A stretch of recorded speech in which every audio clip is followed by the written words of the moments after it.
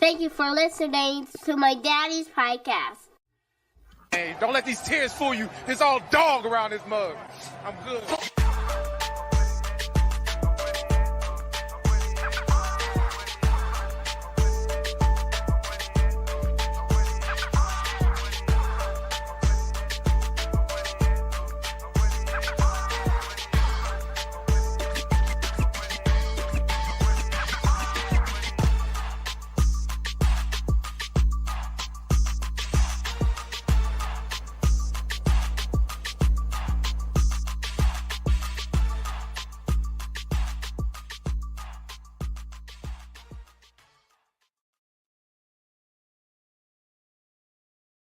Hey, what's going on, Who Dat Nation? It is yours truly, Timothy J. Jones, the host of the State of the Saints podcast, giving you all the State of the Saints podcast post-game show, and we are powered by BETUS.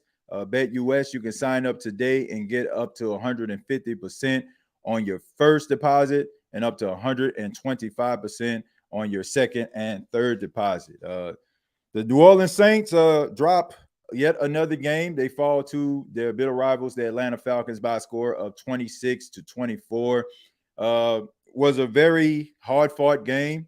It was a game where the New Orleans Saints are going to look back at the film, take a look, and be like, yeah, we let this game go. There was a lot of self-inflicted wounds. There was a lot of opportunities that the Falcons took advantage of.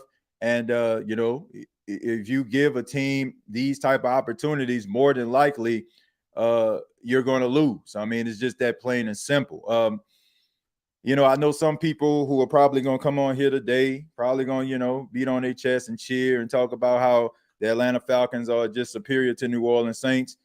I didn't get that from this game. And if you're an honest Atlanta Falcon fan, you would probably have to be honest with yourself. You won the game, yes, but it was a lot of the things that the Saints did versus what the Atlanta Falcons, caused. You look at the very first play of the game, there was a muff punt. They ended up turning into a touchdown. You had a pick six by Derek Carr. He had no business throwing the football, just throw it down to the ground. The play was over. It's pretty obvious that you had pressure, but instead he was trying to make a play. That turned into a pick six. Their offense didn't score a touchdown. They didn't score a touchdown. Like, miss me with that stuff about B. John Robinson and he scored a touchdown. No. They did not score a touchdown. It was a holding penalty. If that was the case, then the Saints should have had a 32-yard gain that would have possibly put them in prime position to score a little bit earlier than they did. But all in all, me personally, I'm just sick of the same old song and dance by this New Orleans Saints team. I'm sick and tired of this team getting our hopes up, feeling like this year is going to be different when it comes to this football team. Getting us all excited about what the possibilities can be, only for them to revert back to who they are. Look, I don't know what Mickey Loomis needs to see. I don't know what Gail Benson needs to see. I don't know what Dennis Lauscher needs to see, but it's just pretty obvious that no matter what situation you put this quarterback and this head coach in, they're going to fail. And you can look at the first two games and, you're putting up all those points. A lot of it was, the I guess like the surprise attack, not really knowing how the Saints were going to approach this game, not really knowing how the Saints were going to, do look offensively, and that kind of caught teams off guard. But now teams got a large enough sample size to see what the Saints can actually do, and now you basically are who you are, man. So I told y'all earlier in the week, I'm off this Derek Carr train. I'm off. I don't care what he does for the rest of the season. I don't care if his numbers look respectable. I don't care. I don't feel like the New Orleans Saints are going to be anything until this guy is no longer the quarterback. And I don't feel like the New Orleans Saints are going to reach their full potential until Dennis Allen is no longer the head coach. Plain and simple. I think we then basically went through this over and over. You've given this guy countless opportunities to change the narrative. These type of games right here where you can't really look at anything significant that the opposition did, yet you sit on the other side of the coin with a loss. And it's just frustrating. And I said this on Bleacher Report, and I'm just encouraging everybody to go check out Bleacher Report. But when you look at this football team, right, and you're watching this team, and it's just the same thing that just keep happening, a conservative play calling, not being aggressive, being afraid to be able to take chances, kicking a field goal and trusting your defense to be able to make a stop in order for you to get the ball back. It is just unbelievable how this team just constantly gets in their own way. And I also said that it'll be one thing if the New Orleans Saints were terrible. If they were a bad football team, if they weren't very good, if they didn't have the talent to be able to compete with some of the best teams in the league, then I would honestly understand. I would do these State of the Saints podcast episodes, and I don't think I would be as aggressive as I am. I don't think that I would be sitting back and just, being upset at the fact of what they aren't doing, because I would concede and understand that they're a bad football team. But when you look at talent across the board, you look at Chris Olave, you look at Rashid Shaheed, you look at Alvin Kamara, you look at Taysom Hill, you look at all of these talented guys that you have, and then all of a sudden, you can't put them in the best position to succeed. And these guys are acting like they're afraid. Like, it is just mind-blowing. They had no business losing this football game at all. Like, somebody please, pretty please, and I'm not being a homer here, can somebody please tell me one particular thing that Atlanta did in order for them to win a football game? Like, offensively, like, did they move the foot? Like, I'm looking at the stats, and I'm looking some more, and I just don't see it. I don't see anything other than a team in the New Orleans Saints that basically went to J.C. Penney, said, "Can you wrap this for me? It's a victory for the Atlanta Falcons. Here you go." That's what I saw. And you got to give them credit because they took advantage of the opportunities. But when I look at this team, man, like, for example, the play that they called back on Bijan, Peyton Turner, out of all people, got a sack, forced fumble. If Nate Shepard falls on the football, the Saints get the ball back. Instead, he doesn't fall on the football. It skeets out of his hand and into the hands of the offensive lineman. Sometimes you just got to look at it and be like, man, you know what? Maybe this team is snake bitten. Like, maybe what we saw wasn't what it actually is, man. Maybe, it's a side view mirror, right? Like they say, objects are closer than what they appear, right? You know what I'm saying? Maybe it ain't what it seemed, right? Maybe it ain't what it seemed. We thought that they were a good football team. We thought that they were trending in the right direction, but in reality, they're not.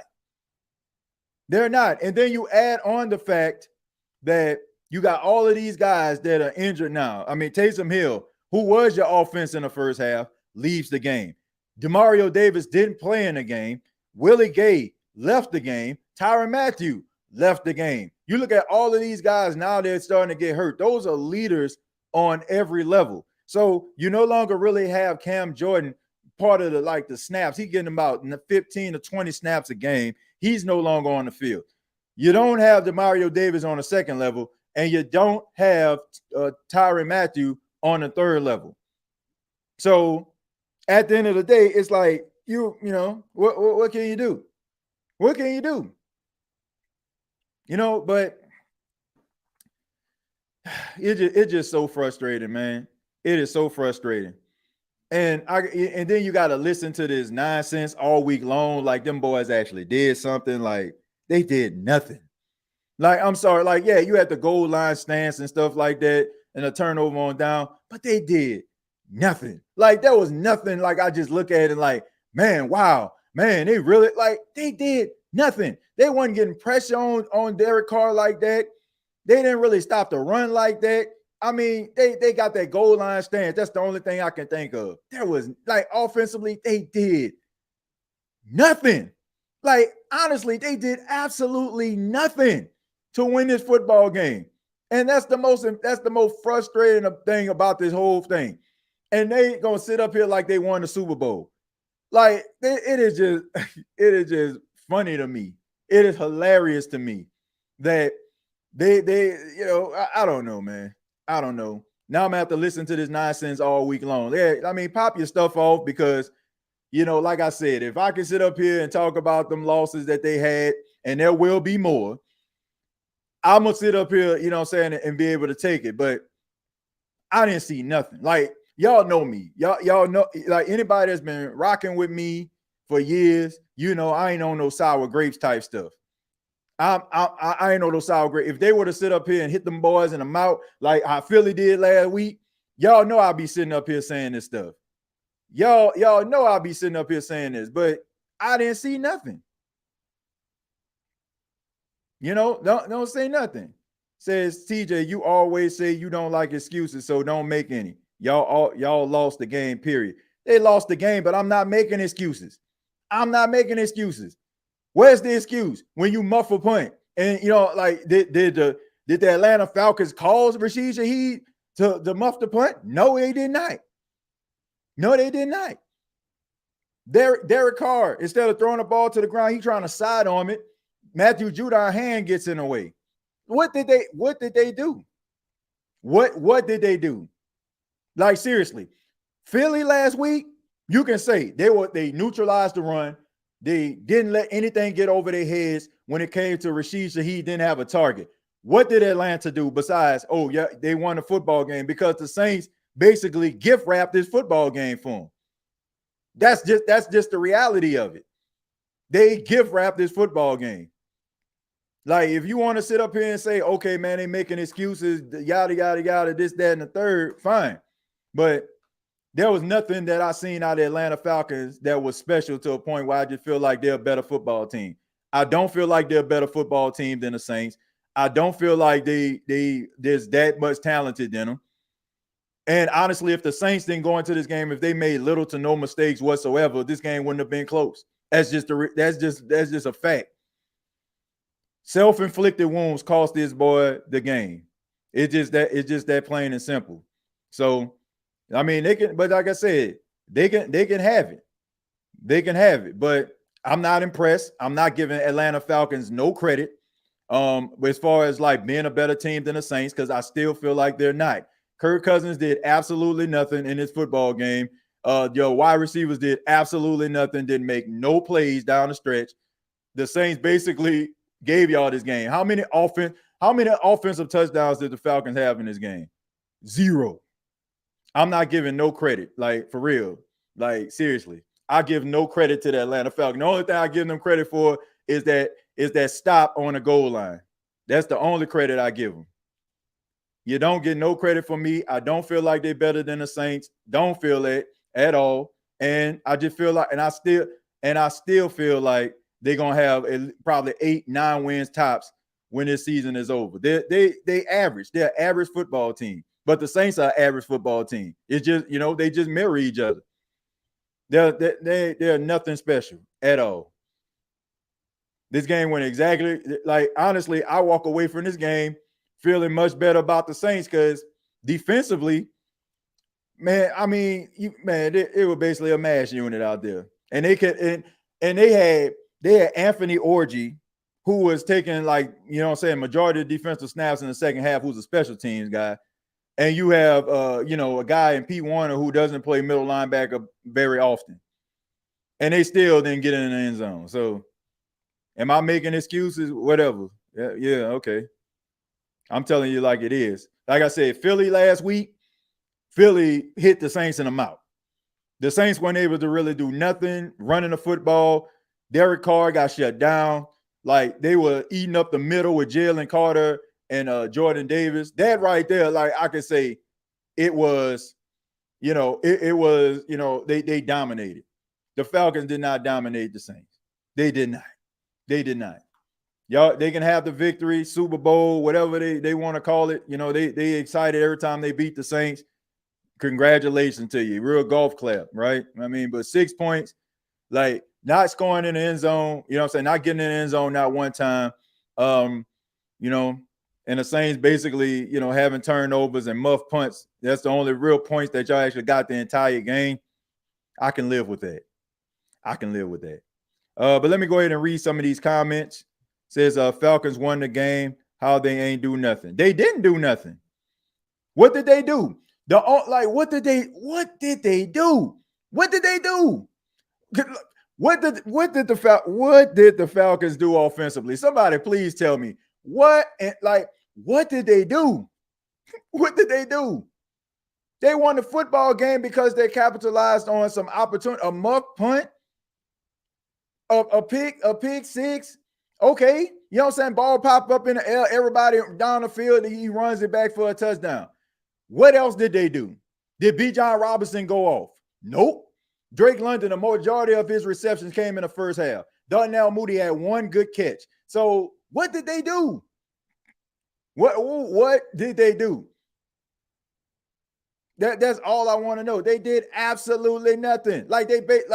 This game was gift wrapped to them boys. Gift wrapped. I don't care. You say what you want. Live how you want to live. Be happy about the win. But don't make it seem like, oh man, we mollywhopped y'all. We stomped y'all. We rumped. No, you ain't do none of that. None of that happened.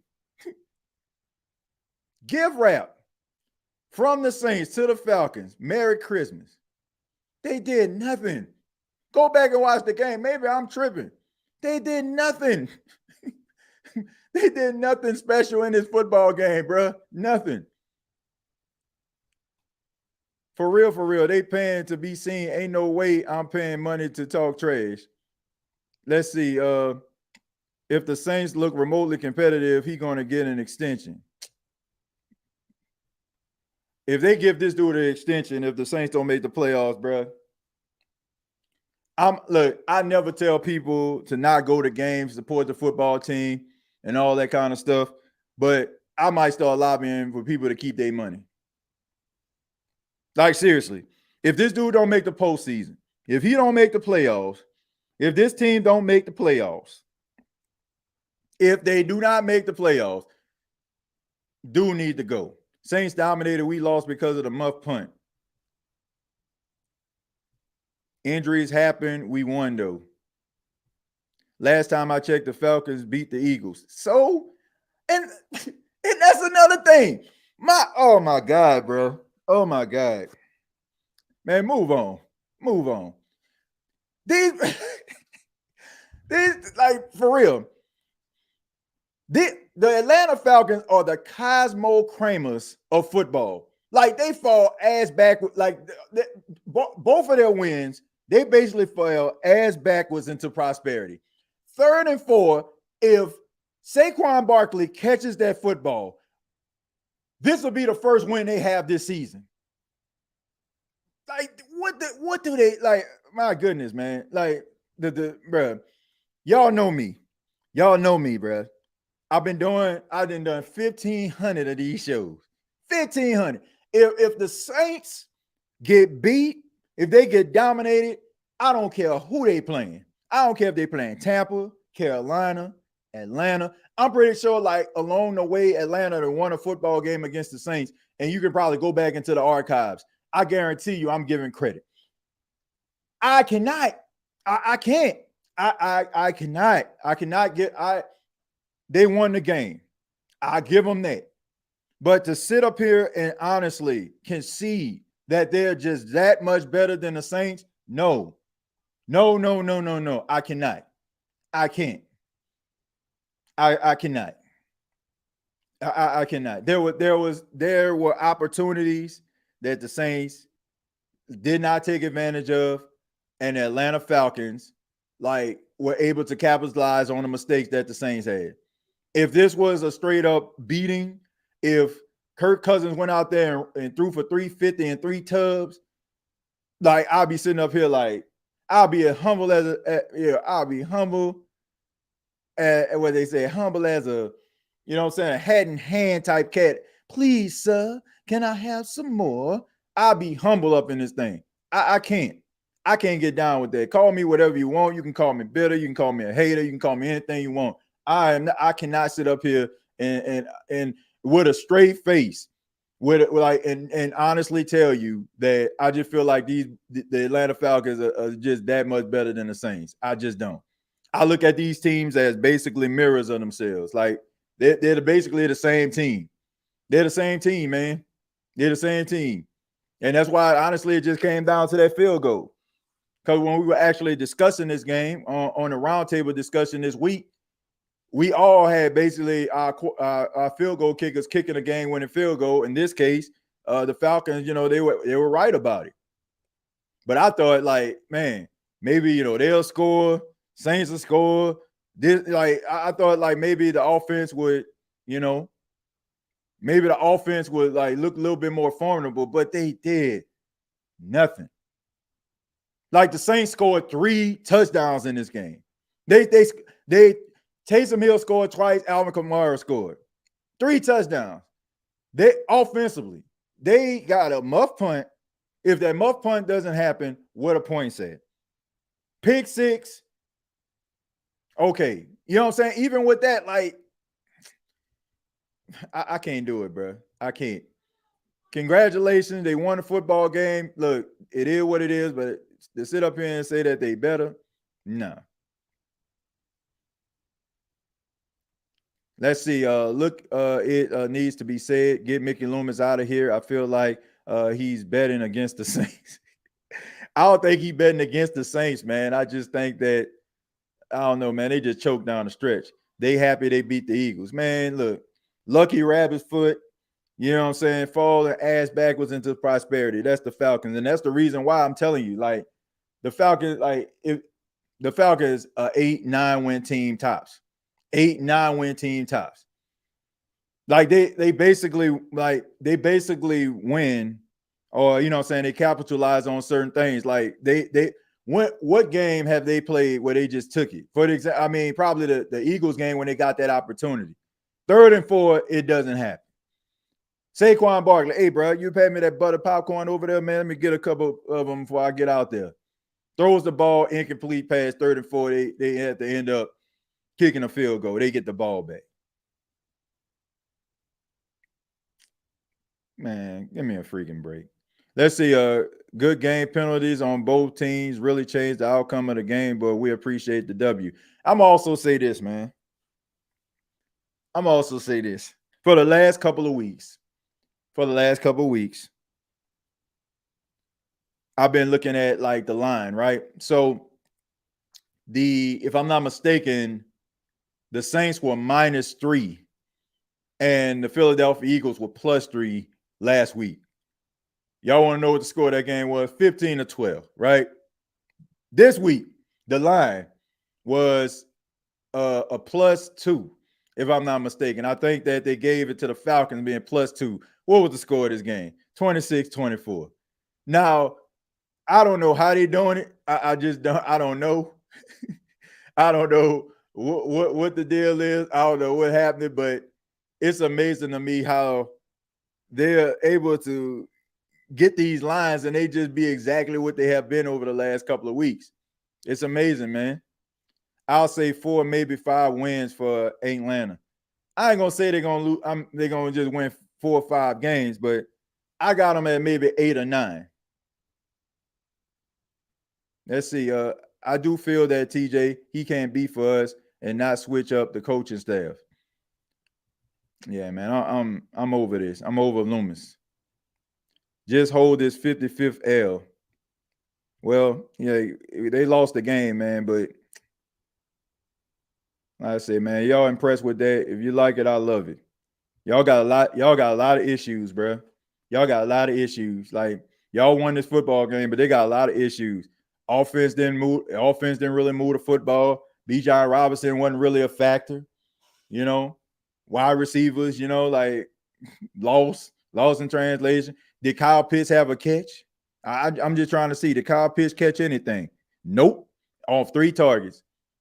And all I'm saying is, like, if you think that okay, you won this football game, like, I'm just telling you, reality gonna hit this football team.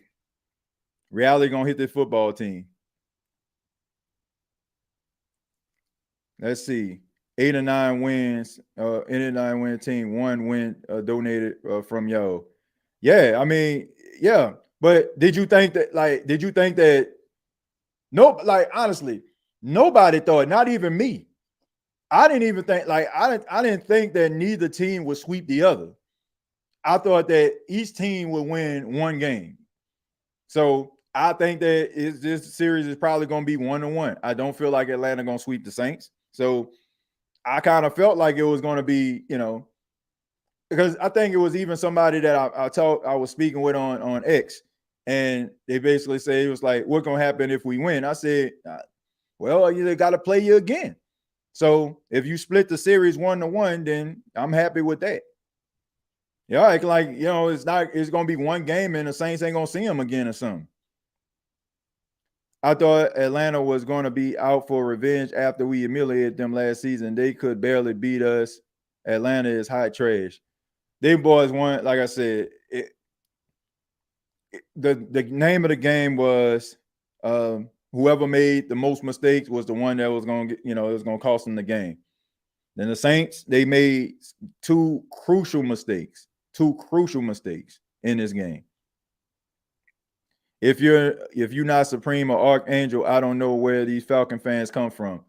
Yeah, I mean, they probably came from, I don't know, NFC South round table, or they probably were just searching on the New Orleans Saints and think that they were gonna troll. But bro, y'all got the wrong person, because like I said, I mean, we'll see him again. They'll see him again. TJ, this team is a reflection of the head coach. He's a loser, and we haven't won anything. His team has no discipline, always getting penalties at the wrong time. They don't play smart at times. Yeah, and they don't coach. They don't coach smart at times. Defense didn't lose this game. No, the defense didn't lose this game. I mean, you talk about that pass interference call, on Paulson and Debo that got them in field goal range, but I think the defense held up pretty well, all things considered. Like losing, some significant players, in DeMario and Tyrann Mathieu. Chase Young has been awful. One good play a game, if that, no effect whatsoever. Man, I thought they was pretty active, but their offensive line, they were protecting for Kirk Cousins. Like, they weren't able to get anything. We're going to talk about him. We need to talk about Carl Granderson, too. Every Saint fan know that them beating us is their Super Bowl. When they come to New Orleans and we tap that butt, watch what excuses they come up with. Remember, week 4 Saints fans, payback is coming. Man, if those two plays didn't happen, man, this game wouldn't have been close. It wouldn't have been close. The hope that they would instill inside of Atlanta was the hope that that the Saints gave them. We would have scored an offensive touchdown if y'all wasn't holding and pass interference every time. Nah, man. Nah. Y'all didn't score because the only way that y'all could, y'all had to hold to get that. But I mean, they got pass interference calls. I mean, I gotta say the refs, all things considered, like, they called a pretty even game. Both teams got the penalties and they were costly penalties. But that's what happens when teams are evenly matched. Like, a penalty might cause you a win or a loss. And that Paulson and Debo pass interference call, that cost the Saints that game. Because if they didn't, Atlanta didn't have any timeouts. They would have had to drive the field and have to hope that they can actually get their field goal team on the field, quickly as possible. If the Saints basically, didn't allow them to go out of bounds. TJ, the Saints have got to find another receiver to step up behind Olave and Shaheed. That's been a problem the last couple of games. When Chris Olave went out the game every time, they ran the football. They ran the football, man. If you seen Bub Means come into the game, they ran the football. Like, they ain't even trying to use Cedric Wilson. They ain't even trying to use Bub Means. Like, and I think Mason Tipton only had like one pass. But your boy Derek Carr, man, he did exactly what he always do. He put up stats that you can have the car stands out there to make you feel like, oh man, he was 28 or 36. Man, he completed 13 consecutive passes. That dude is not it. He ain't it.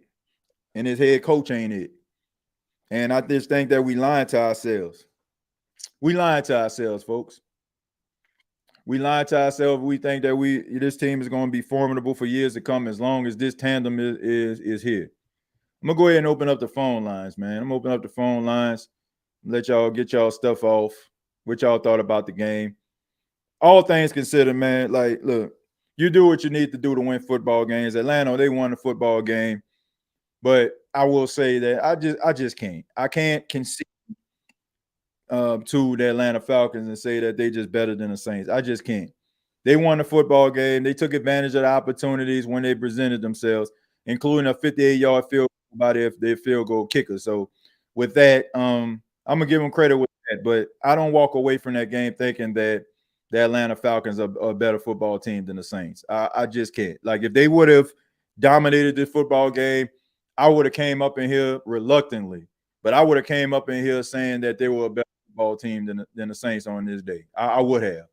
Like, I don't even roll there. Like, I don't dislike the Atlanta Falcons that much to a point where I wouldn't sit up here and give them credit if they looked the part.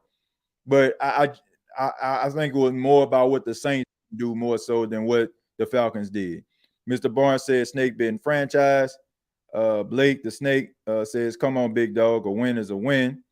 I mean, it is a win. Like I said, I'm giving them credit for that, but man, it's almost like, man, I'm trying to see a team. Like, it's like one of those teams that, like, a couple weeks ago, if you watch college football, like Northern Illinois played against Notre Dame, right? And they got the upset in South Bend against Notre Dame.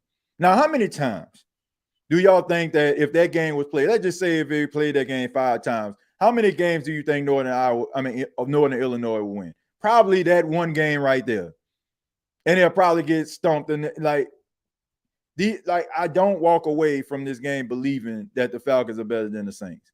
I don't feel like they're superior. I don't feel like they've really achieved anything. Like, I thought they were a better football team to begin with. Like, I've said that. I said that I feel like the Atlanta Falcons, they've improved as a football team, but everybody else has improved as well. So it is like everybody's on an equal playing field. That's the way I feel. I think everybody's on an equal playing field. So I don't walk away from this game believing that they are just that much better. We're going to go to Jerry. Jerry, how you doing? What's going on, TJ? Man, not much, man. How you been? Been doing good, man. All is well. Yeah. What you thought about the game today? TJ, I'm gonna share this with you. Uh-huh. And this message to all these Falcon fans that's in the chat, because you already know where I'm going with this. Right. Now, in the regular season, Falcon fans love to talk the talk. They love to talk it, all that good stuff in the regular season.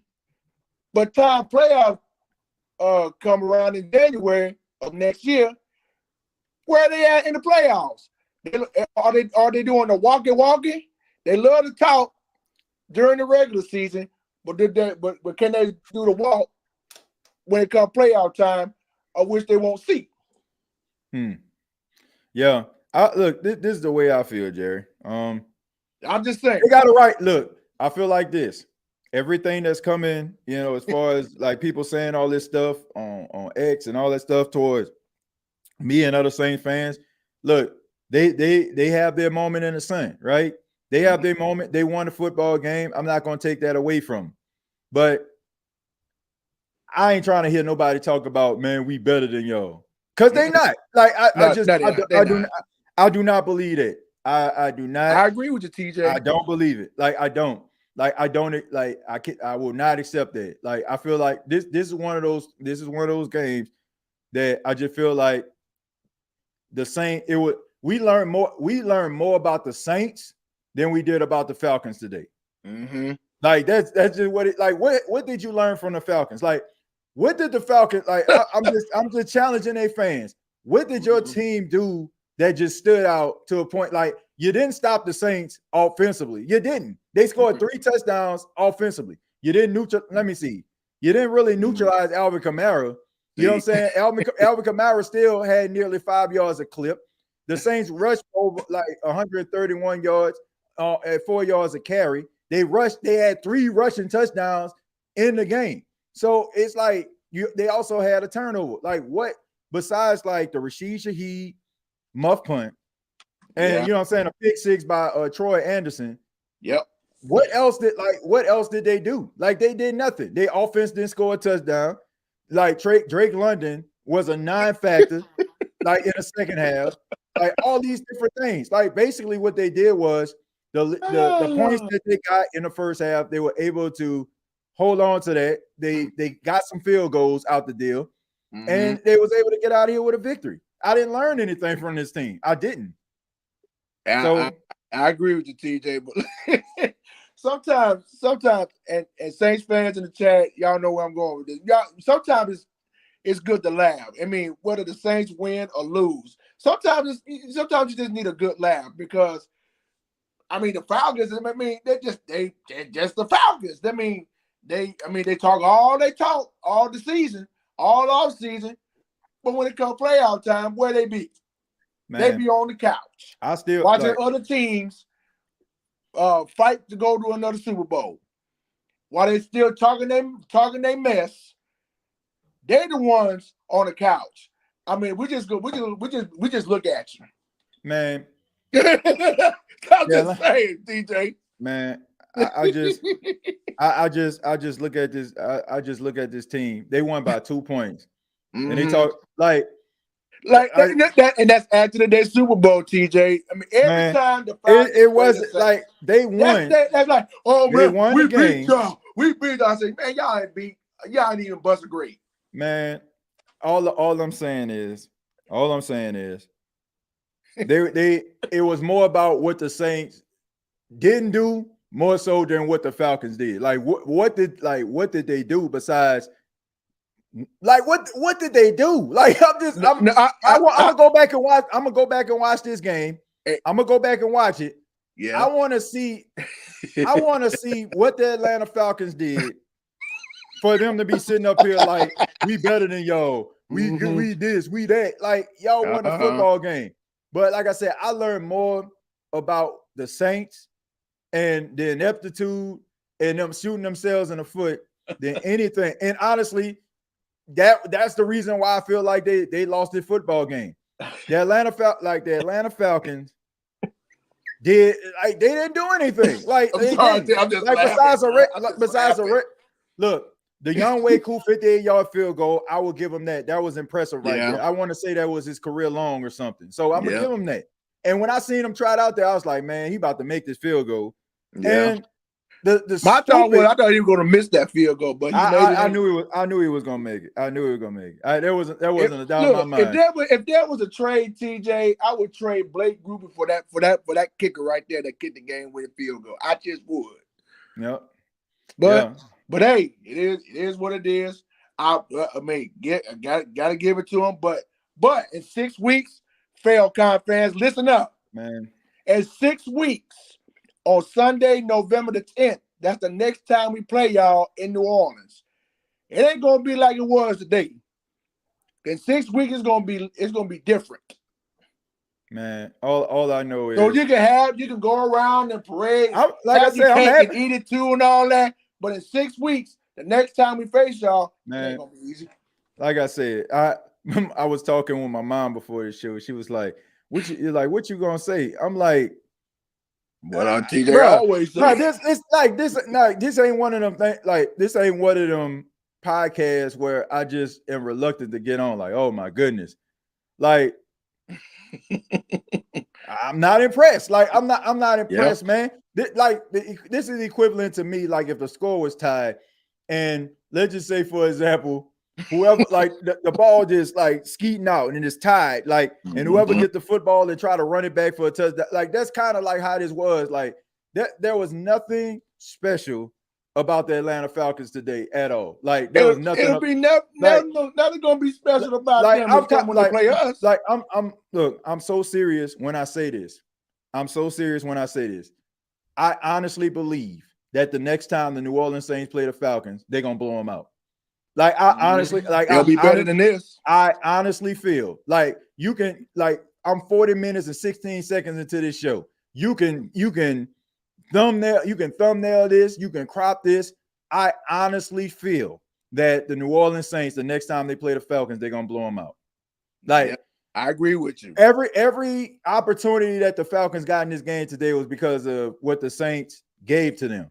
Seriously, if the Saints didn't, like, if the Saints played, if the turnovers wasn't as egregious as they were, we wouldn't even be having this conversation right now. We wouldn't have these Atlanta Falcon fans that I ain't never seen in my life pop up in here today. Like, the only ones, like, shouts out to Archangel, shouts out to Red Swarm. Yeah, you know what I'm saying? Like, I see Courtney up in here. Like, Courtney, look, shouts out to them. I got nothing but respect for the ones that I see all the time. All right. Yeah. All these Falcon fans, I just thank y'all for viewing, helping my viewership go up. You know what I'm saying? Putting your boy in the algorithm. But the rest of y'all is like, like arrogant. Like I've already said this. The Atlanta Falcons are a bunch of grandstanders. Like, when they feel like they're on top, they have a competitive advantage. Then all of a sudden, you know what I'm saying? Here they come. But watch next week. Watch next week. Exactly. Watch next week. That's all I'm saying, man. Like, if your team, like if your team don't get it done next week, who they play? I think they're on a short week. They play against Tampa. They play Tampa Bay Thursday night. Okay. I think that's another home game for them. But it is. All I'm saying is, like, just show up. That's all I'm saying. Just show up. I ain't got no problem, like, for real. Like, y'all can hit your boy up. But all I'm saying is, I didn't see this type of energy up in here, man. Look, with TJ, I mean, like the names you were just saying, or the Falcon fans, like Red Swarm, Archangel, Courtney, all the rest of them. I mean, they're all right. But all the rest of them, you know, it's like you're going into a nightclub, and you know, when you turn the lights on, all these Falcon fans that come out of nowhere like roaches at nightclubs. Like I said, they come out of nowhere and talk they mess like, oh my God, that's Teflon. That's Teflon. I'm Teflon to that. Like, Red Swarm, talk on, my brother. Courtney, talk on. Archangel, if you ain't here, talk on. Like, those are the okay. Like, I feel like they've been, like, supporters. They've been watching the shows, and I appreciate that. Right? Yeah. Outside of the rest of that, Nick, F them. That's all I can say, TJ. But all the rest of them, they cool, but the ones that are dedicated, shouts out to y'all. But all the rest of you, F y'all. I ain't gonna say F them. I ain't gonna say F them. All I'm saying is, I will. We've been doing. Look, the Saints lost last week to the Eagles. I didn't see that energy, man. I didn't see the energy in there.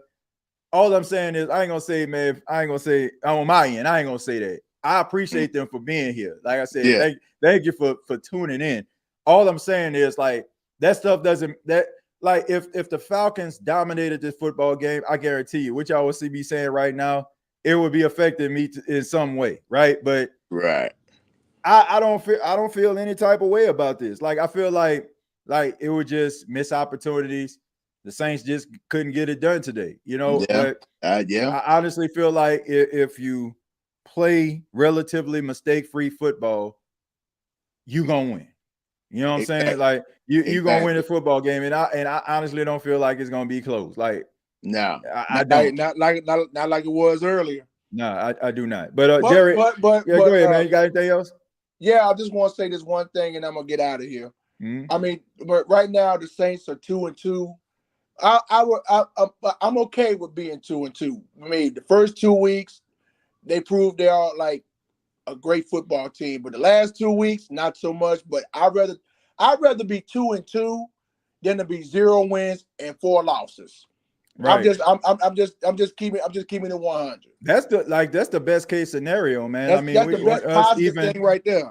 Us even going into this murderous road, like, we was like, okay, if you can win like 2 out of these 5 games, like, you still in like pretty good position. like going into a game versus the Denver Broncos, but man, you gotta win this next game. You know what I'm saying? Like, you playing Tampa?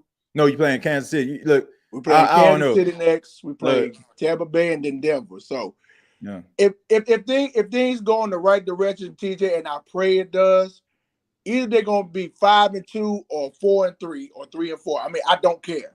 right, But don't go 2-5. I'm right. just that's because the Thursday night game against Denver, with Sean Payton coming back to the Dome with the Broncos, that's gonna be prime time right there. So hopefully in the next 3 weeks we'll be all right. Yeah, we'll see though, man. I'm just praying, TJ. Yeah. Now, and let me say this one more thing. Just because the Saints been losing games, I'm still going to represent this team. Win, lose, or draw, I'm still going to ride with the New Orleans Saints. I don't care what other team is winning. I don't care what other team is doing. I'm staying with this Saints team no matter what until the day I die. Well, I'm gonna support this team as well.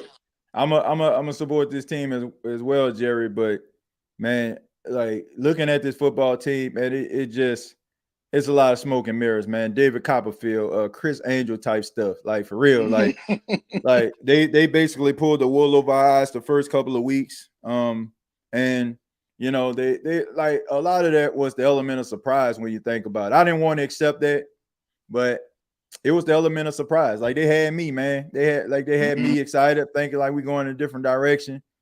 But fool me once, what they say, shame on you. Fool me twice, shame on me. So I don't trust this football team. I'm just watching the games now. I'm just watching the games. I don't believe in Derek Carr. I don't believe in Dennis Allen. I feel like you still gonna have the same issues. Man, shouts out to No Cap who been ahead of the curve, been talking and beating this drum for I don't know how long. I don't care. I don't care if the Saints, like honestly, I don't care if the Saints go to Kansas City and Arrowhead and beat the Kansas City Chiefs. I do not believe in this I do not believe in this football team under Dennis Allen. Like anything is like basically this is a coach that basically is fighting for his coaching life, and he's coaching like it, right? So even if he has a better record, a better win-loss record when the season is all said and done, I still don't feel like he's the right answer. I think the Saints need to cut their losses. They need to really watch close. Maybe, you know what I'm saying, you can get yourself another defensive coordinator that can do something with these players. Yeah. And you get yourself another offensive-minded coach, get them in here, and be able to take advantage of some of this young talent while you still have a chance, man, because you ain't winning nothing with Derek Carr and Dennis Allen. No. You ain't winning nothing. Okay. I'm over. I will concede to that. You ain't winning jack. I'm not speaking from an emotional place. Anybody know I was like, man, give him a chance, give him an opportunity. But nah, you ain't winning nothing with that. But Jerry, thank you, man. I really do appreciate it, man. Anytime, TJ. You have yourself a blessed week. And shouts out to everybody in the chat. Y'all have a good day and a blessed week. And hey, look, all is not lost. We're gonna be all right. So all is not lost. So don't give up. Yep. Yeah, don't give up, man.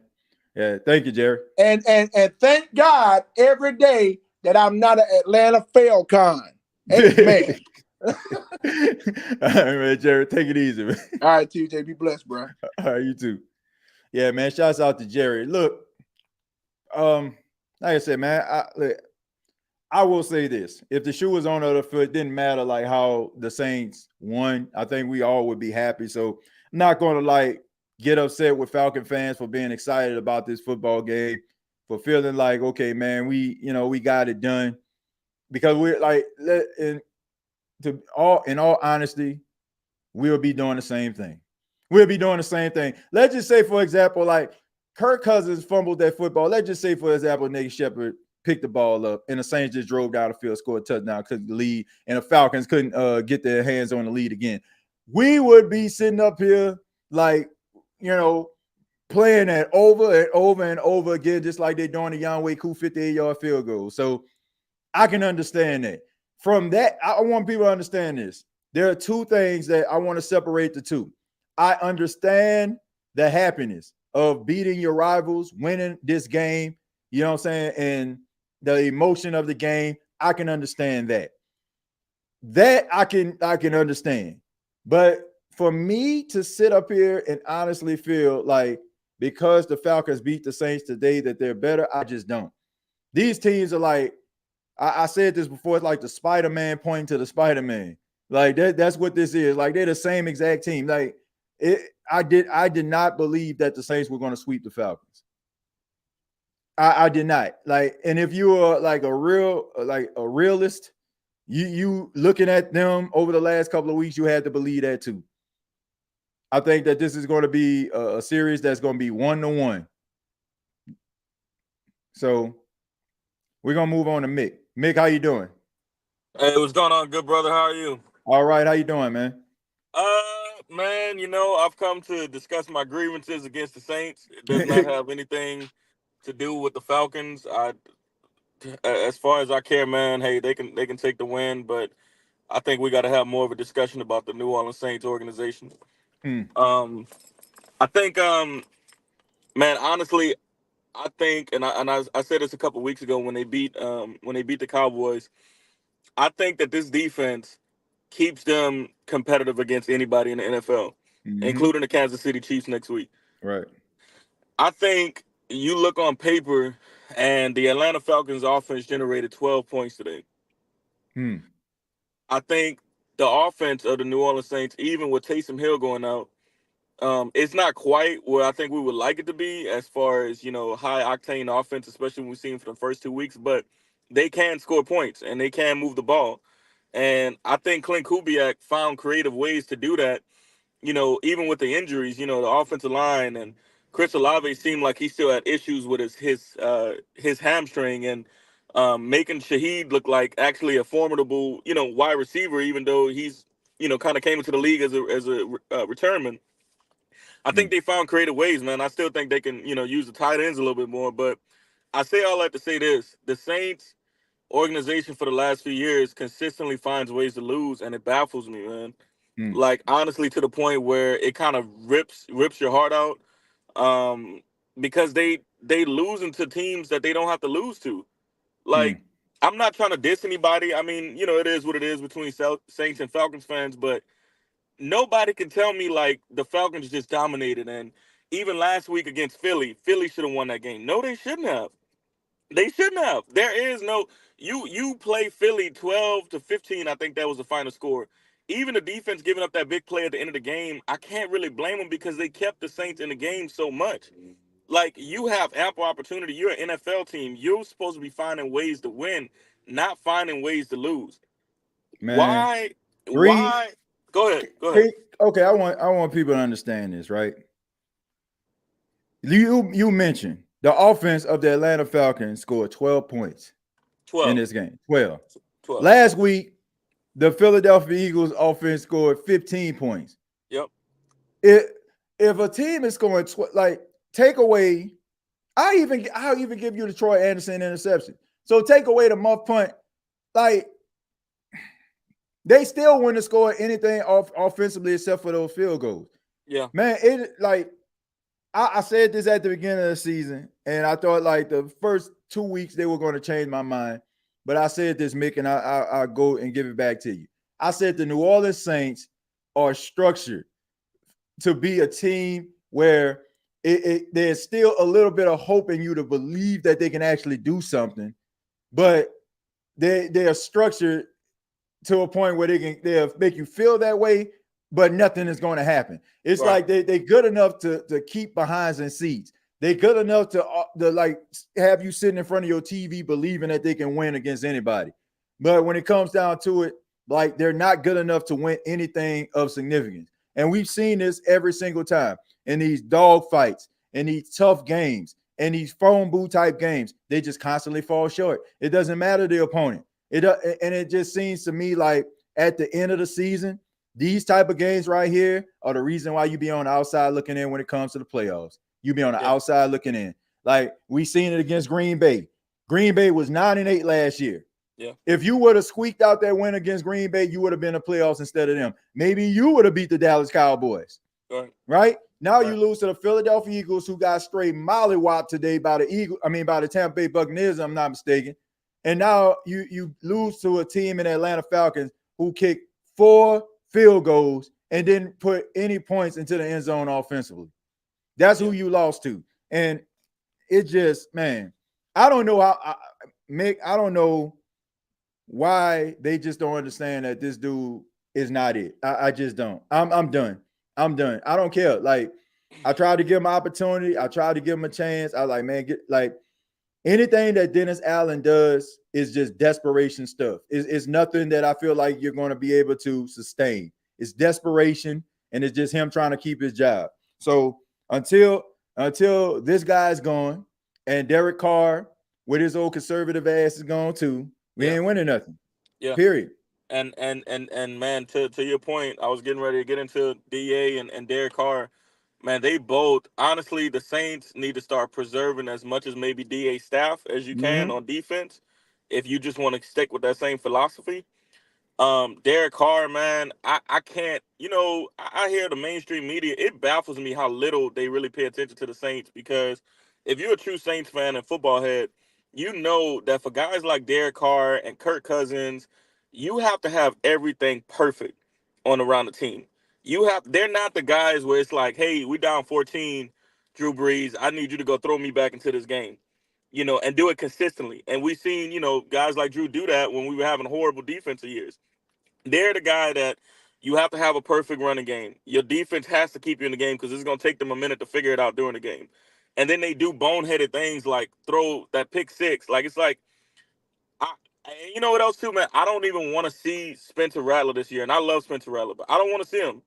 I don't want to see him in his offense. I don't want to see him get discouraged, because if he goes out there and, he's not used right, or he's asked to be, put in situations where he's asked to win a game, I don't want to see his confidence get messed up like that. I want to see him play when DA and Derek Carr are long gone away from this team. I think it's frustrating even when you have Spencer Rattler listed as an emergency third-string quarterback. You want no pressure to be on Derek Carr. You want everyone to know that he is the man. This is his job. And it's like, dude, this ain't Tom Brady or Aaron Rodgers. This is somebody that got benched 2 years before he came here. This is somebody that's been in the league 10 and 11 years and has only went to the playoffs one time. Yep. You know what I'm saying? Like, he has some decent throws in his game, but it just baffles me as a whole, to the point where I can't stand any more victories. I can't stand, oh, this one rips your heart out, DA getting on the podium, and, oh, we know who we are. Who are we as a team? Yep. Tell me, who are we? We're the team that can't beat anybody close in close games. And if you go and look at the record of the Saints playing teams within 7 points, I think they're 3-6 in the DA era. That's who we are.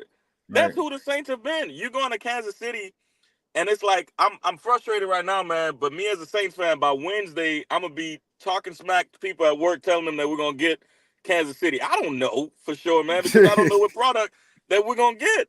I know that my defense is gonna keep us in the game, but then it's like, I'm just wondering what ways are the Saints gonna find to lose this week? Man, the New Orleans Saints, it don't seem to me. It don't seem like the Saints are a functional offense without Taysom Hill being in the game. Like, I didn't realize how much I knew Taysom Hill played a role, but I honestly didn't realize how much Taysom Hill meant to this offense until he left. He didn't play last week, and he didn't come back into the game against the Falcons. Like, that showed me, like, this dude is like, he plays like a ginormous role in what the New Orleans Saints do offensively. So I don't know, man. Like, it's pretty obvious. Like, Taysom Hill is 34 years old. I don't anticipate Taysom Hill playing much longer, maybe like another year or something like that. Like, all these injuries are starting to pile up. Like, he's starting to get older. Yeah. You know what I'm saying? Like, he had I want to say, they said he had a bruised lung last week. He had an abdomen injury the next, like, this week. So it's like the injuries are starting to pile up. So what exactly are you going to do in order for you to compensate for this? We already, like, you've already disguised like your imperfections for 2 weeks, but now teams are starting to realize, like, it's the Shaheed Olave show, and mix a little bit of Alvin Kamara up in there and some Taysom Hill. And bro, you got to get these other young dudes involved, man. Because if you don't, then You probably not going to be winning many games. You probably are going to be a 6 or 7 win team.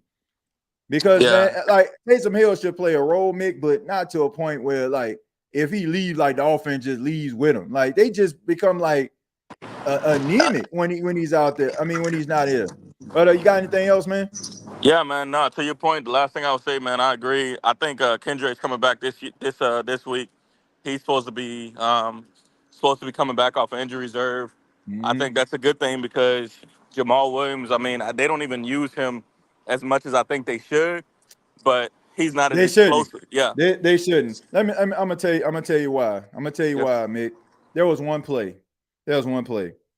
They gave the ball to Jamal Williams on the left side. If Jamal Williams would have cut back to the inside, he would have still been running. This man ran right behind Tallahassee Fuaga and like got like 1 yard. I'm talking about they opened like Tallahassee turned like tilt his body to the left and basically took out 2 guys. And he ran right on the back of Tallahassee. If he would have cut back to the inside, he would have still been running. Like, wow, man. This is the difference between him and Alvin. Alvin, the same play happened. Alvin cut back to the inside, put his foot on the ground and gained about 10, 15 yards on that play. Like, man, Jamal Williams, I like his personality. I think he's a fun guy, but his running style is just not it for this team, man. They need something else. So I like Kendre Miller, man. I think that Kendre Miller might be that good complimentary back for Alvin, man. But they need another complimentary back bad. And hopefully, like if Kendre comes back, he can kind of play that role, that pass catching, running out of backfield type that Taysom was doing. But Mick, let me get to these other callers, man. Thank you so much for chiming in. Man, thanks, man. It's always a pleasure. All right, man. Appreciate it. Yeah, shouts out to Mick, man. Let me get the DJ, but let me read some of these.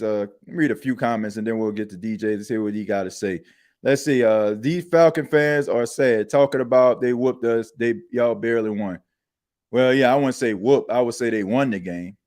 You watched this press conference. He's so used to losing, like he don't even look mad or anything. Somebody said, "Man, stop crying." I think these fans be like want you to cry. Like, dude, do y'all understand? Do y'all understand the State of Saints podcast? We got 691 people up in here right now. Do y'all understand that we like one of the most popular podcasts out here right now? Why would I be sad? Why would I be sad, man?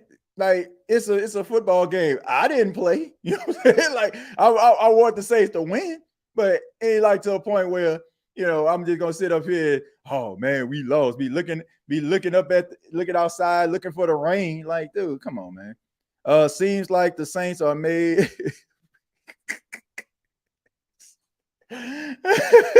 Oh, what's up with the strength and condition? Hey, man, I don't know what's going on with him, man. I don't. I said porcelain. I don't know, man. These injuries just piling up, man. Says we bust that gumbo jaw short, rise up, we that. Now you can time me out. Michael, I don't even know who the hell you are, dog. Like, I've been watching you for the last couple of weeks, like try to troll in the chat. Dude, I don't even know who you are. Like, you so like irrelevant in my universe. I don't even know where to start, dog. Like, if somebody block you, it wasn't me. If somebody said something to you, it wasn't me. The only reason I'm saying something to you because it seems like you really are trying to make me say something. I think it was on a round table. You kept on sending for me when I asked for your irrelevant ass. So I'm gonna just tell you like this, bro. I got 687 people watching this right now, right? I know I'm popping. I know the show hot. I know that, it's very interactive. You know what I'm saying? So you want to try to get your stuff in. But, dude, after this comment right here, you're irrelevant to me, bro. I'm not going to block you. I'm not going to say anything to you. And it's not because, like, you're a Falcon fan or anything like that. Like, I can welcome that. But just the fact that you just insist on trying to troll, right? You just insist on trying to troll and you want me to say something to you. So I'm going to say something to you. And this will be my last time. I don't care about what you have to say. This will be the last comment that I ever read from you. It has nothing to do with the fact that I don't care about what you have to say. It's just the fact that I just don't like your energy, bro. And there's plenty more Saints podcasts that you can choose from, that you can go on, and you can be able to, pop your stuff off. But after this, bro, like, you do better not even saying anything at all. All right. So that's my comment to you. And congratulations. I gave you about 2 minutes so people actually know who you are. But after that, ain't nobody gonna give a damn about who you are, because you're irrelevant to me. All right. But we're gonna go ahead to DJ. DJ, what's going on, man? What's going on, TJ, man? Big fan of the show. I'm always tapped in. But as far as the game, man, I agree a lot with what the last caller said, man. That's exactly how I felt to a T. I'm so frustrated with this team, man. Don't get me wrong. I'm a diehard Saints fan, always will be. But I'm sick of watching this. I'm sick of watching this. Like, we constantly keep getting in our own way, keep losing close games. You know what? Honestly, looking at it right now, that's what I see. I see a team that can't win close games and can't take care. We haven't taken advantage of no opportunities this year. No opportunities. It almost seems like if we don't jump out to a lead, then we're going to lose. Yep. And I knew, watching this game today, I knew exactly how it was going to play out. I'm like, even during getting towards the end of the game, I'm like, all right, we're going to score, yeah, but can we stop them from getting anywhere near a field goal range? Can we stop that? And I knew for a fact we wasn't going to be able to do it. And even when, like you said earlier, when you seen him trotting out there, I didn't care how far it was. I'm like, he's going to make that field goal. Yep, I knew it. Make that field goal. I knew he was gonna make that field goal. I was like, man, this dude about to make this field goal, and he made it true. He probably would have made that from 60. So exactly, and it's just so frustrating just watching it just week in and week out. And I didn't even put too much stock in the first 2 weeks. I'm like, oh yeah, even after the first 2 weeks, I'm like, I need to see more. Like, I still need to see more. I need to see this more consistently, because now look. Now, I mean, not that I can really care what anybody else say. I really don't. Let the Falcons fans troll all they want to. It really don't matter. You feel me? At the end of the day, it's really on us. You feel me? It's really on us, because if we was doing what we were supposed to do, we wouldn't give them no reason to talk. Now, of course, you still going to have those few little naysayers. They're going to say what they're going to say. But, man, it's really about us. Focus on what y'all got to do. Like, you can't be losing these games, man. Because, like you just said, these 2 games back-to-back just like this probably going to be the reason why we on the outside looking in. Honestly, if we want to be 100. Yeah. So, man, I hope we tighten up, and I'm trying not to even think negative, because I honestly feel like we're not going to win against the Chiefs. Honestly, I feel like you said, I feel like the defense going to keep us in the game. But is the offense I want to see Derek Carr win us the game. When everything is against us, can you go and win us the game? Because I haven't seen it yet. If everything, like you said, if everything ain't going right, what do you do? Man. Yeah, I don't know, man. Look, here's the thing, DJ. Derek Carr is the type of quarterback that does enough for people to justify him being a good quarterback. Right. But my thing is, if you are who everybody's trying to make you out to be, then you shouldn't need the stars to be aligned for you in order for you to get the job done. Like, I look. He went 13 of 13, I want to say, on a drive. He went 13 of 13, went 13 consecutive passes. So when we start talking about plays like when Chris Olave was open in the flat, the fact that it was one play where Alvin Kamara was waiting for the ball. So he sells the ball to Alvin Kamara, and I want to say that's when that cornerback gave him a huge hit right there. He hit him, and I want to say it was on 3rd down. If he would have threw the ball on time to Alvin Kamara, I don't know if Alvin Kamara would have got the 1st down, but he wouldn't have got tattooed the way that he did. Right. This dude just does not make the right decisions in crucial situations, man. He just doesn't. He kind of crumbles. If you look at it, he kind of crumbles, man. And it's just so frustrating to watch, because it's like, all right, man, Derek, come on, man, just if you can go out there and just win us the game, can you do that? When everything, all right, we got a couple injuries, man. I don't even want to hear no excuses, man. They dealing with injuries too. Can you go out there and win us the game? And you have not shown that you can do that at all. It's like you said, if Taysom ain't in the game, the whole offense just basically leave with him. Yeah, AK still gonna do his thing, but who else can we rely on? I was saying this thing, that's been another one of my issues too, that these past couple years, and even going back into the Sean Payton era, I hate how top heavy we are, and we rely on that. No, you got to factor in at some point something they may get taken out of the game due to the defensive strategy or whatever, or injury. You got to take that into fact, because it's like, bro, if one of these dudes go down, and from what we've seen, nobody else has been able to step up behind our starters. And I've been saying that it's like even a receiver position. Okay, you got Olave, you got Shaheed. That's cool. Who do you got behind them? What if one of them go down? They honestly, I'm not saying they got the same skill set, but to a degree, it is.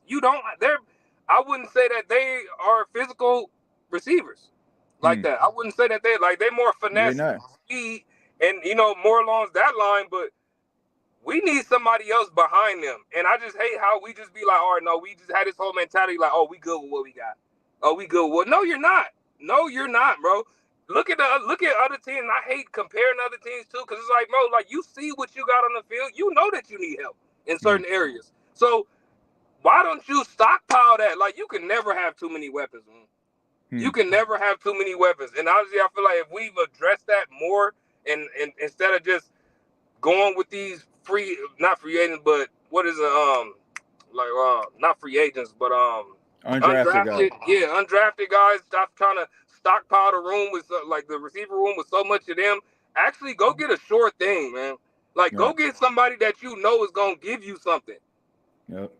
Yeah. And that's my thing. Look, but that's what happens when you give players the Lifetime Achievement Award. Like, oh, he's such a great person in the community. He's such a great player. Like, man, you got guys that are like 32, 33 years old, 4-5 year deals and stuff. Like, I have nothing but respect for Cam Jordan.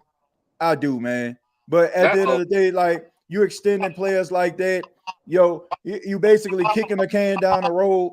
So you have no choice but to go after some of these undrafted guys, because you're hoping that your scout team find, like a Mason Tipton or something like that. Exactly. But why? And even then, like, come on, man. Why is he getting more playing time than AT Perry? You can say all you want to say about him in practice, but when he's on the game time, man, he's ready. Yep. And dude, you don't even got to go. But look at what he did last year. And you telling me going into this year, you rather have Mason Tipton out there than him? Yep. You don't even really know about Mason Tipton like that, other than what he showed you in practice. But that ain't saying nothing. Yep. This guy had like one catch for like 4 yards. You ain't seen it in no games. Man, and then you got Cedric Wilson. You gave Cedric Wilson a 2-year deal. I think Cedric Wilson got one catch in 4 games. Like, what are we doing? What are we doing, bro? Like, you might as well bring MT back. Like, come on, bro. Or kept him. Yep. But even that, it's like, come on, bro. Like, get players that you know are going to improve your team. And, like, that's all I'm saying. Stop relying on these bottom fit, these random no names. Like, I'm not big on names and but whatever. But there's guys out there that you can get that will really come here and contribute. Other than these free agent guys, or even free agent, but undrafted guys or people that nobody has ever heard of. But I just want to see us be more consistent, man, and just stop shooting ourselves in the foot and just go. Like, honestly, we should be 4-0. And I'm sick of all these shoulda, coulda, woulda. Like, oh, we should have won the game, man. We passed, bro. Win the game. I don't know. My thing is, DJ, are we past this, man? I think that I really, after this game, I really honestly feel like a lot of the confidence that we have in this team, like, basically is us as fans, that we want this team to do so well, so bad, that when they do things, like, we want to cheer. We want to feel like they turned the corner. We want to feel like they going in the right direction. Like, but man, you only can do this stuff for so long and mask this stuff for so long before the reality actually shows. And the reality is this: like, they're not that good. You know what I'm saying? Like, they're not that good of a football team. That's just the reality. But the good thing about it is, you know what I'm saying, the team they played today wasn't that good of a football team. They're on the same equal playing field. Average football teams is who played today. Average football teams. A team good enough to have you excited one week and have you wondering what type of team this is the next. But at the same time, not that bad where they just getting blew out, where I'm like, man, let me just throw these tickets away or sell these tickets. They not that bad. But they to a point where it's just like, you feel like, man, ain't nothing going to happen. Because Dennis Allen and Derek Carr, man, they're not going to get you where you need to be. at all. If I Yep. did, man, it's just so frustrating. It's really frustrating just watching this. I was about to Yeah. curse, man, but but I'm like, man, it's just so frustrating watching this team, man. Yeah. I know, and Yeah. it's funny because, like you said, like we know they can do it. Y'all got the talent to do it, but y'all just got to get out of y'all own way and just stop losing these close games, man. Like you said, we don't get blown out. We put man, like we're always in the game. There's not no game that we're never like in the game, you know. Right. And my thing is like, all right, I've seen too many times now where we just give it up in the end. And I'm tired of watching that. Like, even just watching certain things, like, bro, like, how do we just constantly keep letting these flat routes, crosser routes go for 30, 40 yards? Like, are we really that bad at rallying and tackling? Yeah. Like, come I don't on, know. man. Like, That was that one play. I think it was Alontae Taylor where he got hurt on. Yeah, Tyler Algier. That was a third down play. This man bounced off 3 defenders to get the first down. I'm like, man, what are y'all that's the one doing? I'm talking about. And then Yeah. last week with the Goddard season, I'm like, come on, y'all got to be kidding me. Yeah, Like, I I'm don't just know, tired man. of us saying, like, oh, we should have won. Oh, we could have won. We could have won. Oh, if this Yeah, I'm wouldn't have over happened, it. we could have won. I'm over that. Win the damn game. Right. You got an opportunity. And it's more times than not, we are terrible in crunch time. Defense, don't get me wrong, they're going to ball the whole game. We probably shut a team out the whole game. But when it's like, all right, you can win this game if you get off the field right now. More times than not, we don't do it. Or offensive side, hey, to win this game, we need y'all to go at least get a field goal or a touchdown. Can you do it? No. And that's my problem. Like, man, good teams find a way to win, and I just don't feel like we there yet. If we let a team hang around too long, it's almost a guaranteed loss. Yep. If we're not jumping out to a lead, it might be over. Yep. I agree, man. Yeah. But DJ, man, I appreciate the call, man. And yeah, thank you, man. And feel free to call back anytime, brother. Yes, sir. Yes, sir. Appreciate it, TJ. All right, take care, man. Yeah. Yeah, man. Look, self-inflicted wounds constantly occurs. These nip-tuck games like DJ was alluding to, these are the type of games you got to be able to win if you're going to separate yourself from the pack. I don't know, man. Like I said, this is frustrating, man. It's just frustrating. But I don't believe like this team is going to reach its full potential until Dennis Allen is no longer the coach. I know he probably going to survive the season, but if Mickey Loomis, if the Saints don't make the playoffs, if the Saints can't win this division somehow, Dennis Allen needs to go. There's not a statement. I don't think there's anything that you need to see after that.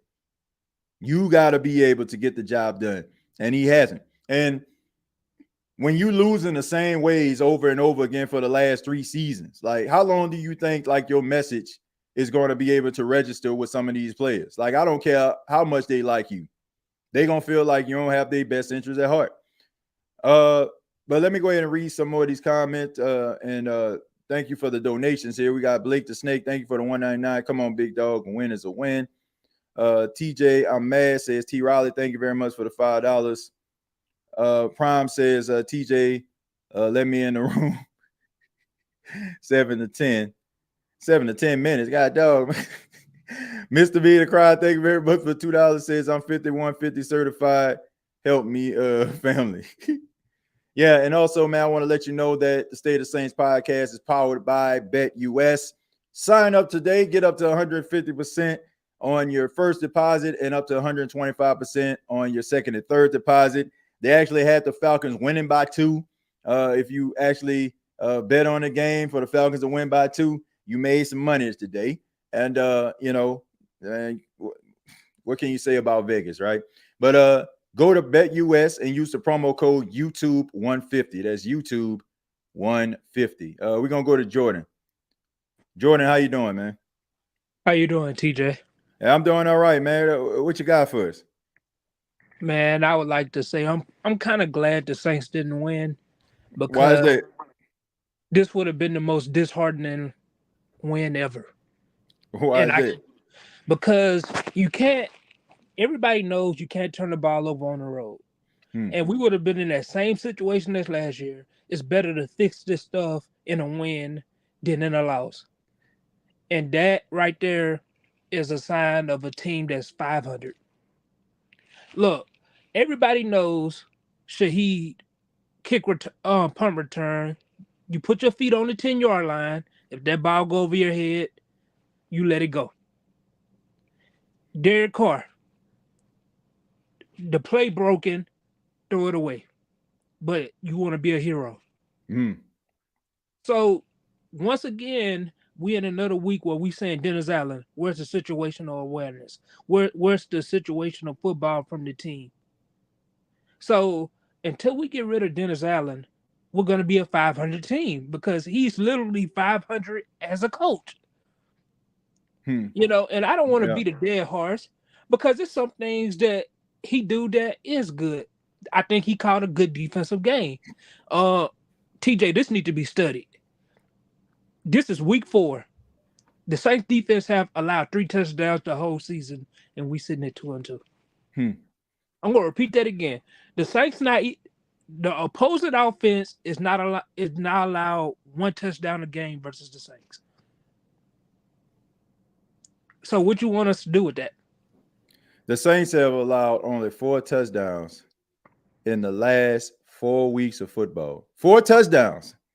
They didn't allow a touchdown in this game today on the offensive side of football. They allowed 4 offensive touchdowns in 4 weeks. And they sitting here at 2-2. I want y'all to think about that. Think about how the offense basically the NFL structures the offense in order for them to have an advantage over the defense. 4 touchdowns in 4 games, like you just mentioned. One it's mind-boggling, man. It's mind-boggling. I'm just at a loss, man. I'm just at a loss. Like it's unbelievable. And look, I don't want to make this no contest of beating who could beat up on Derek Carr the most, but he's your modern day Alex Smith. He's not gonna do enough to be in the MVP conversation. He gonna do just enough to keep his job. And this is what people are talking about, where they want to see Spencer. They want to see somebody else because this is what you're gonna get.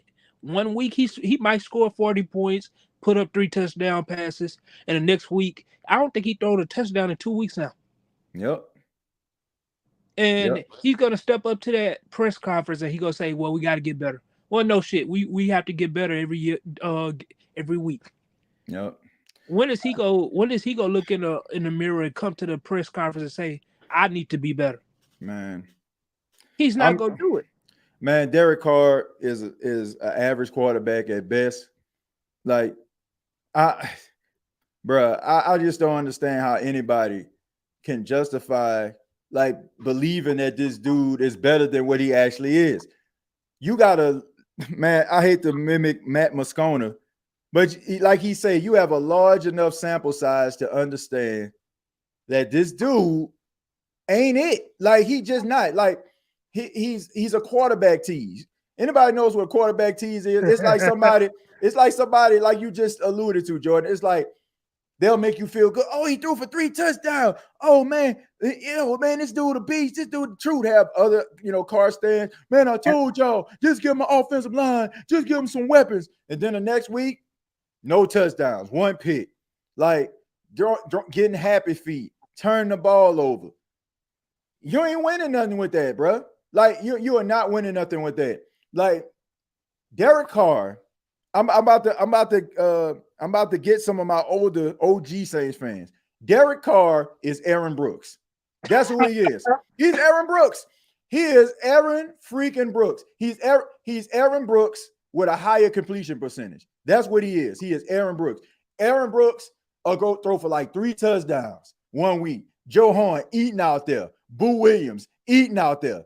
Next week, 2 picks, 1 interception. Don't do nothing. Like, he is Aaron Brooks. That's exactly who he is, man. Aaron Brooks, you won some games with him, but you ain't win significant games with him. That is who Derek Carr is. Some of you don't know this because y'all used to the Drew Brees era. That's all y'all remember growing up as a kid. This dude is Aaron Brooks. That's who he reminds me of. Aaron freaking Brooks. Jordan, you got anything else, man? Yeah. And I would like to say this. So with Derek Carr, we have to replace him. And I get it. Everybody go say, "Well, don't Spencer Rattler, he not ready." Well, my thing is, if this is Spencer Rattler on Carolina, you have a point. But you have a decent team where he don't have to do much, where he could kind of find his footing, and that's all we asking because all these games are gonna come down to one play. You know, I hate to down Atlanta, but they didn't score a touchdown. But guess what they didn't do? They didn't play bad situational football. And the Saints did. Yeah. And I just think at the end of the day, Jordan, like I said, man, I'm not gonna take anything from the Falcons. Like they should be happy today. Falcon fans should be happy about this victory. I really feel that way, man. But like I said, I just don't walk away from that game feeling like they that much better than the Saints. I think you take away some of these opportunities that they gave to Atlanta.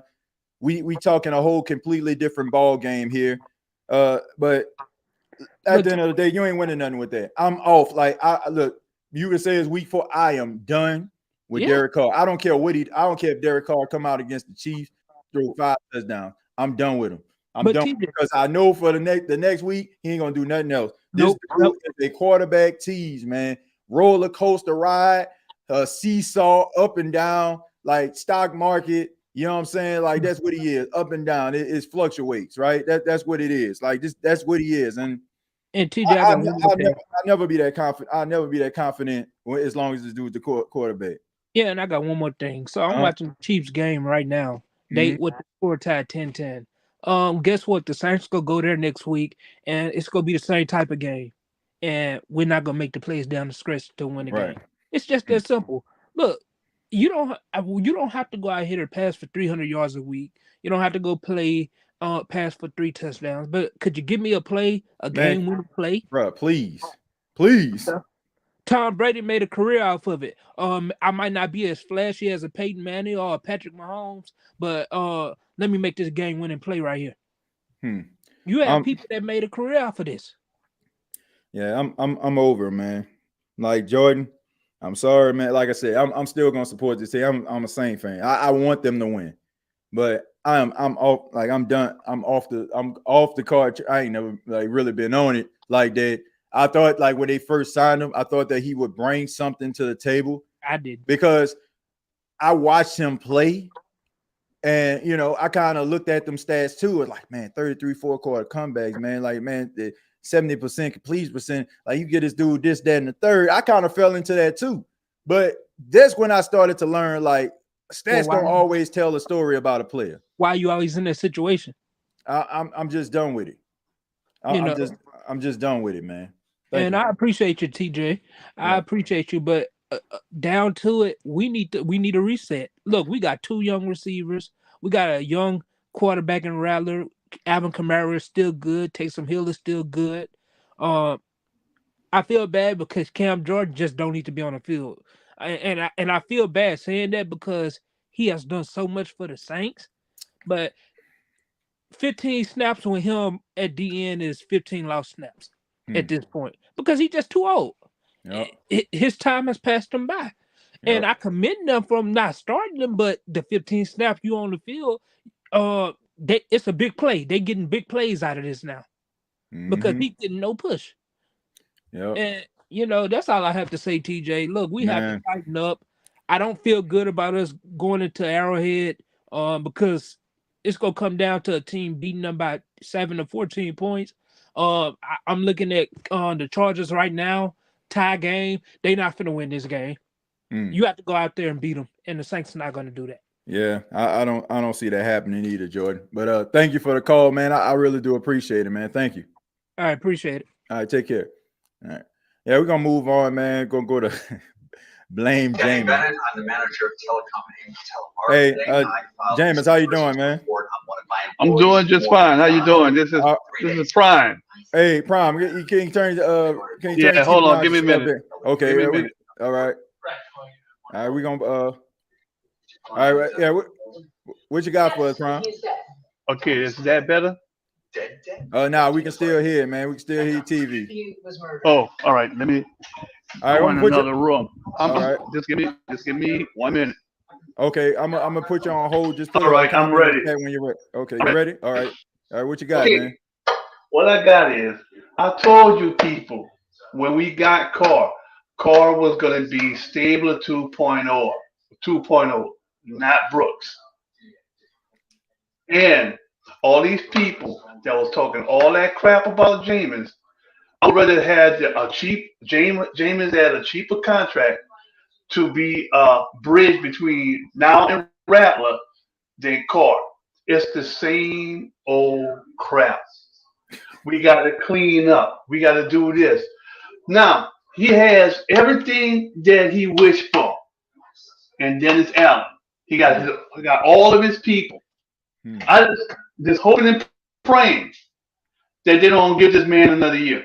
Because I'm gonna tell you right now, they're gonna go 7-10. I'm gonna tell you, they're gonna lose to KC. They're gonna lose to Denver. They're gonna lose to Cleveland, and Tampa might even beat them. I say by the bye week, week 8 is the bye week. So no, the bye week is week 13. Like they like week 13. It's a bye week. Okay, I said this. I made this prediction even before the season started. Reading about it. I said 7-10. I made a mistake and said 7-11 something, but that was on me. But you got your whole offense designed around Taysom. This offensive coordinator need to realize Taysom is not in his 20s. This man is 34 years old. I like him. He has a lot of heart, but I think after this season, that man needs to retire because these players need to have a life after football. There's only been one football player that left at his prime and was able to enjoy his life. You know who that is? I want to say Aaron Donald. No, Barry Sanders. Yeah. I mean, even Barry wanted to keep playing, man. The Lions, they just didn't want to let him go to another team. Yep. Well, it is what it is. But look, it is the thing, Prime. Like, I get what you're saying. I understand what you're talking about when it comes to like Winston. Look, I wish Jameis Winston all the best. The way that Deshaun Watson been playing as of late, he might get an opportunity to play before the season is all said and done. But look, man, it was pretty obvious that they didn't want to roll with him. Derek Carr is the quarterback of this football team, and right now it's pretty obvious, man. Like, this is your guy. These are your coordinators. This is your offensive staff. These are the guys that you wanted to come in. So to me, Dennis Allen doesn't have a leg to stand on if the Saints don't become a playoff team. I think that he needs to be let go. I think that he needs to get fired. This team looks way too much like how they did last season. And I'm just tired of the highs and lows, man. If you sucked, then you just suck. But as far as I'm concerned, man, we can't keep on going through the same thing over and over again and expecting different results. Hey, Prime, you have to mute your TV, man. You have to mute your TV. We're gonna put you on hold. Just to put the comments in the chat. But it's just like, man, we can't hear you and Young and the Restless at the same time. You know, we can't hear you and Victor Newman. You know what I'm saying? So we're gonna put you on hold, man. Just put a comment in the chat when you're ready, man. We're gonna go to Lone Wolf. Lone Wolf, how you doing, man? What's going on, TJ? Man, I'm hearing Victor Newman and I'm trying to talk Saints Falcons, man. Man, I already know, man. That was kind of funny right there. Yeah, man. But you know what wasn't funny? This damn game, man. That was not funny out there, boy. Good segue. That was not funny. Yeah, man. It wasn't funny, man. It was a bad football, man. I mean, it's just, man, self-inflicted wounds, shooting yourself in the foot. Man, bro, and then you still lose a football game, man, where you basically just gave this team the victory, man. You just gave it to them, man. Gave it away. And they're just going to come right back next week, man, with the same – I ain't even hear the press conference. I ain't even hear it, man. I might pull it up for a few minutes, man. Let us be able to take a listen to it. I know some of y'all probably did, but I didn't hear what he had to say. But I'm pretty sure it's gonna be the same thing. It was a tough fought victory. Our guys battled hard. There's a ton of things that we got to clean up. We had penalties.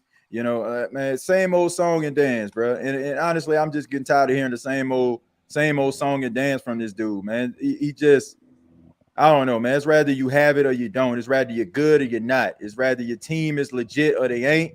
And I'm looking at the football team. I don't feel like they're gonna reach their full potential on Wolf until he's gone. I don't. I agree with you, brother, 100%. I'm gonna be honest with you. Mm-hmm. I was excited the first 2 weeks, but I didn't get too excited. Why? Because I felt in my heart, I felt it. I was like, we haven't been really battle tested yet. Mm-hmm. We need to be battle tested. I cannot trust Derek Carr and Dennis Allen until we face a formidable opponent with a coach. Even though Philly's coach, we ain't gonna get it. We're kind of talking. And that's the thing. That's the thing, though, Wolf. That's the thing. Like any coach that is any coach that kind of sort of know what they're doing. You know what bailed them out? It was Vic Fangio. Vic Fangio was a former head coach, and he's one of the best defensive minds when it comes to like being able to neutralize the wide zone. So he was able to cover up some of the boneheaded decisions. My question is, who's covering up for Dennis Allen's ridiculous decisions? It's not this offense. It's not Derek Carr. It's not them. Nope. You know what I'm saying? So like when you have that at your disposal, like you can go out there and do ridiculous things. And it also helps when you go up against a team that just can't stop a mobile quarterback and a tight end that's a receiving tight end that can get it every single week. You know, so I don't know, man. Like they just, oh boy, this is so frustrating, man. This is so frustrating to watch. To the Derek Carr stands out there, man. Look, I never once said that he was a bad quarterback. I said he was an average quarterback. He was a decent quarterback. And what has he shown you? That. Yep. The fact that he can't score any touchdowns. I'm talking about and it's not like we haven't had opportunities, y'all. We've been in the red zone plenty of times. And he's throwing off his back foot in the red zone, y'all.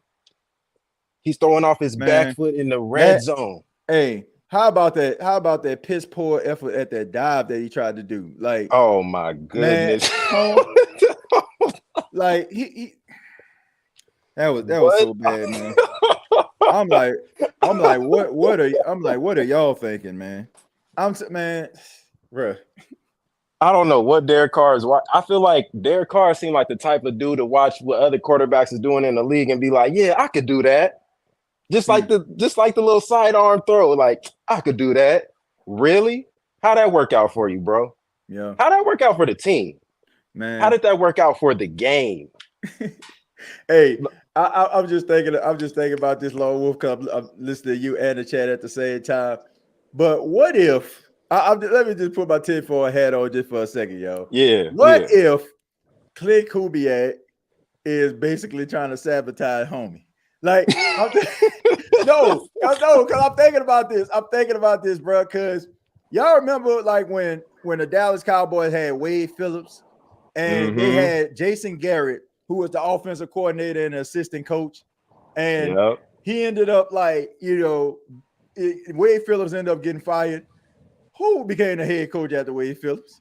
Man, Jason Garrett. Right in there. So I'm like, straight in there. I'm just like, let me just say this conspiracy. Let's just say, for example, like, homeboy, like, I'm gonna make it competitive, but I'm not gonna I'm gonna let you do good, but not that good. And then all of a sudden, like, he becomes the head coach, and the next thing you know, the Saints just firing on all cylinders.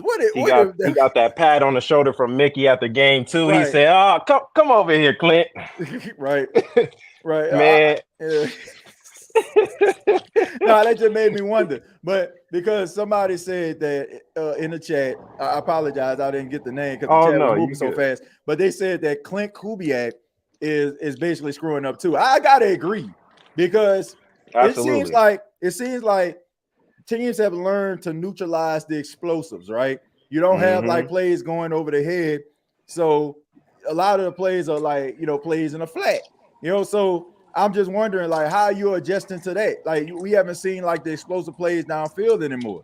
So teams are starting to like play with two safeties back to try to make sure, that Rashid Shaheed don't run past him. So I don't know. But that just made me think about that, man. He isn't doing a good job, but it would be something if he basically like, I'm gonna call these plays right here, but I call these plays in 2025. But that would be something, man. Oh, you got anything else, Lone Wolf? Honestly, all I'm saying is, like I said last year, y'all strap up. It's gonna be a long season. As long as Dennis Allen and he has his right hand man, which is Derek Carr, running the show, I can't be excited, y'all. I'm sorry. They could go win the next 2-3 games in a row, and y'all could tell me that Derek Carr, what? I don't have faith, because when it matters, he doesn't show up. Y'all can't convince me otherwise. Yeah, that's all I gotta say about them. Boy, they had me for 2 weeks, man. They had me flexing the Mike T muscle on NFC South Roundtable. I'm still gonna flex that muscle. Don't get me wrong. But absolutely, all I'm saying, yeah, that's what I'm saying, man. Like I'm not, I'm not impressed, man. It was more so about the Saints lost that game more so than the Falcons winning. They took advantage of the opportunities, man. I mean, fumble in the end zone. Pick six on Derek Carr. No, what the hell he was thinking. Like, the screen just wasn't there.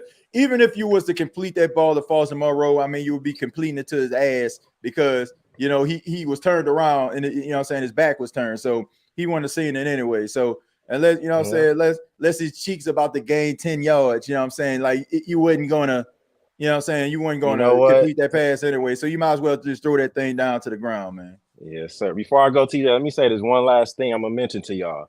I think Marshawn knew what he was getting himself into, and that's why he waited so long and was probably having that conversation with DA in the offseason, y'all. I'm just letting y'all know. I feel like the defense knew what they was getting themselves into coming into the season, and all they was asking for was some help.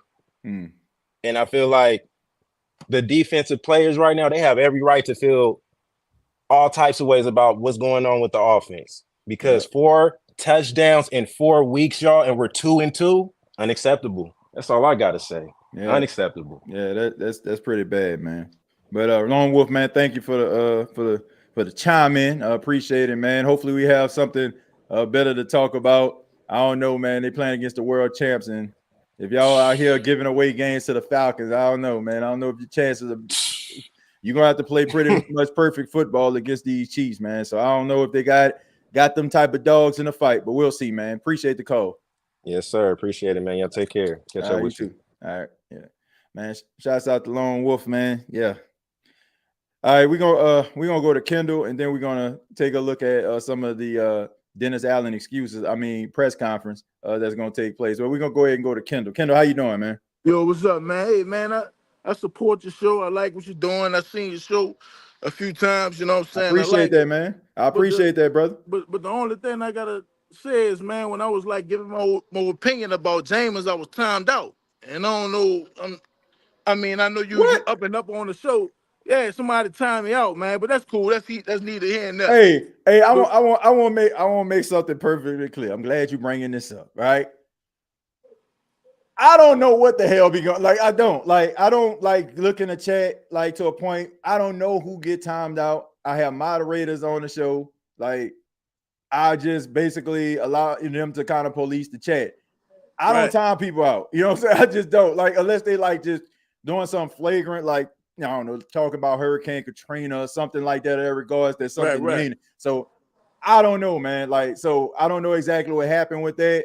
But I apologize for that. I don't know exactly what the magnitude of that conversation was or why that happened. So yeah, that's just cool. Want to let that be known. But go ahead, man. But check this out, man. This is what I need some help with. We all know that Derek Carr is not elite.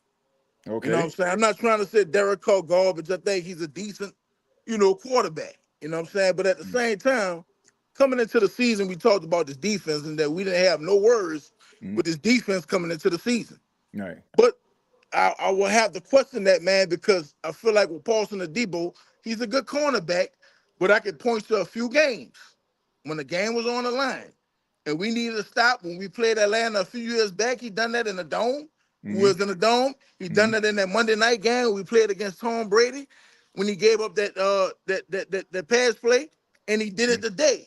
So he's done that a few times in the game. And my thing is, if we so much of a top defense, top 5, like we supposed to be, I don't understand why we can't get these teams off the field, man.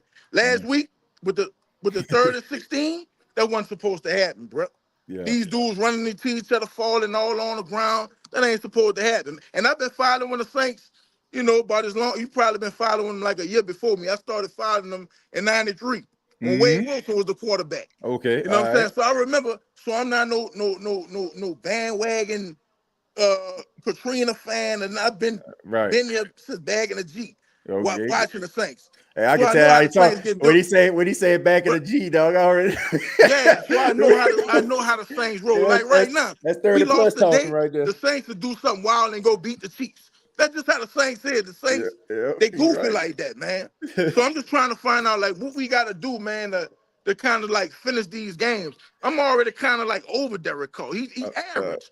He's no more than what we saying right now. You know what I'm saying? But I just feel like if you got a top 3 or top 5 defense, even with an average quarterback like Brad Johnson, with Tampa Bay, Brad Johnson was trash to me, man. But they still managed with Warren Sapp and Derek Brooks and Lynch and all of them, to make it to the big dance, even with Brad Johnson. So I'm trying to figure out what we gonna do, man, because I don't trust Dennis Allen. I thought he should have been gone last year. You know what I'm saying? But they decided to clean it up and bring in Clint Kubiak. Some of the play calling, I didn't really too much care for the day, what he was doing. The first 2 weeks of the season, we looked like we was riding high with his offense. Now these last 2 weeks been kind of looking, even though I thought we did enough for that defense to get that last stop so we can win the game, especially with this game with a minute left. Right. You know what I'm saying? On the clock. So I don't know, man. I'm kind of at a loss for words. Right now with these Saints, man, to be honest. I'm not at a loss, Kendall, man. I'm not at a loss at all, man. I just feel like this team is who they are, man. Like, they just going to keep you on this roller coaster ride. It's going to be up and down. And this is one of the main reasons why I just feel like Dennis Allen ain't the answer right here, because anything that happens, man, he basically just kind of coaching for his life. It's not anything that's going to be sustainable for years to come. It's not like, oh, Dennis Allen, the light came on him after this loss against the Falcons. Like everything that happens, like going forward, is basically just desperation. Like it's just gonna be desperation, man. So to me, if you sustain, like you keep this dude on, you retain him, it's basically you just setting yourself up for failure, man. Like somebody please tell me it's the same thing, bro. The first 2 games last season in 2023, when did the Saints start? 2-0. 2-0, right. Then they lost what, 3 straight games after that? It's looking exactly the same way, bro. He can't get over the hump with the third game. You're right, It's looking exactly the same way, bro. Like, and it is so crazy because in that third game, they played against the Green Bay Packers, and the Saints had a kick return for a touchdown with Rashid Shaheed. They led that game the entire time. In the fourth quarter, Green Bay came all the way back, went 18-17, bro. Like, and the Philadelphia Eagles, it basically was the same game. They had a block punt, they had an interception, they had a fumble recovery, and you still couldn't win a football game, bro. Like, seriously, man. Like, it's keep on happening the same way. Like, it's insanity at this point, Kendall. It's insane, bro. Like, try to do the same thing over and over again, expecting a different result. The dude is not it, man. He just ain't He's not. Yeah, I agree. And like today when I looked at the game with because I got a chance to watch a little bit of the game with the Bucks and the Eagles. There's no way we should have lost that. Man, the way the Bucks were slapping them up, there's no way we shouldn't have lost that game last week, man. So now we down in the division by a game, and we going into this KC game, and I don't know. I think they'll win that game and lose to Tampa. This is just the Saints, man. Man, the Saints do this, man. This is what they do. Man, if they beat Kansas City, I'm still not impressed, bro. Right, exactly. You got, like, for real, man. Like, I'm telling you, this team is the ultimate tease, bro. Like, that's the way that they created. They created to instill some levels of hope in you to feel like, okay, man, let me keep on supporting my squad. Let me keep on spending my money at that dome. I'm telling you, man, they good enough for, to be formidable against elite teams to stay in games, but they not They not equipped to win anything of significance, not with this quarterback and coach, bro. You got anything else, man? So one more thing. So what do you think about Spencer Rattler, man? You think he'll be able to do something with this defense? If this defense is a top 5 defense, like, we said it. What you think? You think he'll make it? Man, this is how I feel about this. I don't want that dude to go out there, bro. I don't want that dude to go out there under no Dennis Allen. He ain't gonna go out there under Dennis Allen. That's the reason. Right. Let's call a spade. Kendall and everybody else up in here. The reason why this dude is the emergency quarterback is very, very simple, because he's a threat to Derek Carr. He's a threat. He's a threat. It's the same way it was with Jameis Winston. Like, they know that dude a fan favorite. That's why they come up there, like, they trying to make it seem like, oh, man, he got a long way to go. He got a long way to go. Like, man, how many times have we seen players, they talking about, oh, man, they got a long way to go. They go to another team, them boys out there balling. Yeah, I think Zach Bourne had a long way to go. Put that man on special teams. Now he's second in the league in tackles right now. Right, with the Eagles, yep. Like, you know what I'm saying? Like, man, same thing with Caden Ellis. Caden Ellis out there, you know what I'm saying, making plays for the Falcons. This dude was on special teams. So all I'm saying is, man, they don't know exactly what the hell they doing when it comes to, like, putting these players in position. And a lot of these guys just need opportunities, but they're in love with these contracts and these dudes that have their longevity. The best players need to play. Period. Absolutely, I don't care if that dude an undrafted guy. I don't care if he a 6th round pick and he playing better than a 1st round pick that you got. That dude needs to play. That is what this is, man. Saints got this lifetime achievement award type thing going right now where, oh, we just love you so much. He's such a great guy. Look at him clean up that trash over there by the high school. That's cool. Ain't nobody saying they bad people, but we need some dogs out there, bro. It's a young man's game. It's a young man's game, A.T. Perry, I don't understand. Like, A.T. Perry is a gamer, man. So why is he not in the, I don't know. Yeah. I have no idea, bro. Like, I don't know why they just insist on putting these dudes out here that just running around, man. We know Cedric Wilson ain't catching no passes, bro. We know Mason Tipton ain't catching nothing, bro. He caught one pass today, and we ain't see him. We ain't see nothing else. So I'm like, if we know that, you know those guys, you know those players and those defensive players on the opposite side know that too, bro. So man, I'm just over it, bro. But you got anything else, big dog? Nah, that's it, man. I appreciate you, bro. Keep doing what you're doing. Hey, man, make sure you call back in, man. Make sure you call back in. Don't be no stranger, bro. All right, man. Take it easy. You too, man. Man, shouts out to Kendall, man. Man, that's real talk, though. Real talk, man.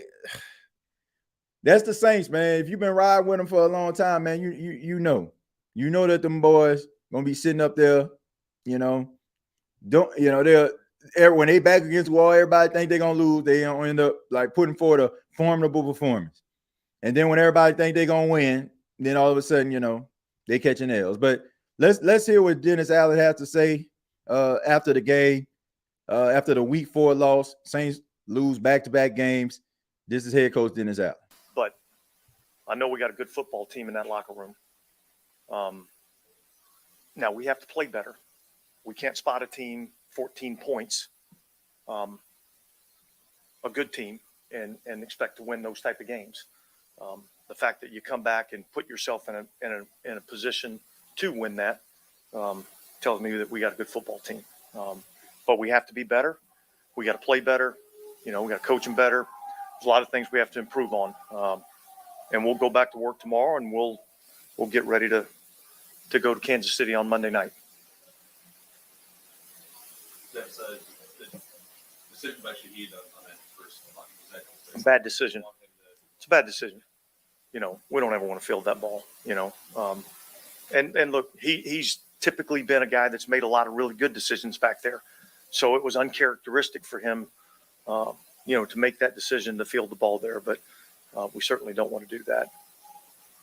I know you haven't reviewed, of course, Jake, but also he had 3 PIs in that last one. Is there any way he's supposed to be playing different against the speed receiver? Yeah, I'm gonna reserve, any comments on that until I get a chance to look at it. But was crunch time. That's where they wanted to go. They wanted to, attack him over there. And I think there's some things that not just him, but all of us could have probably done a little bit differently in that situation.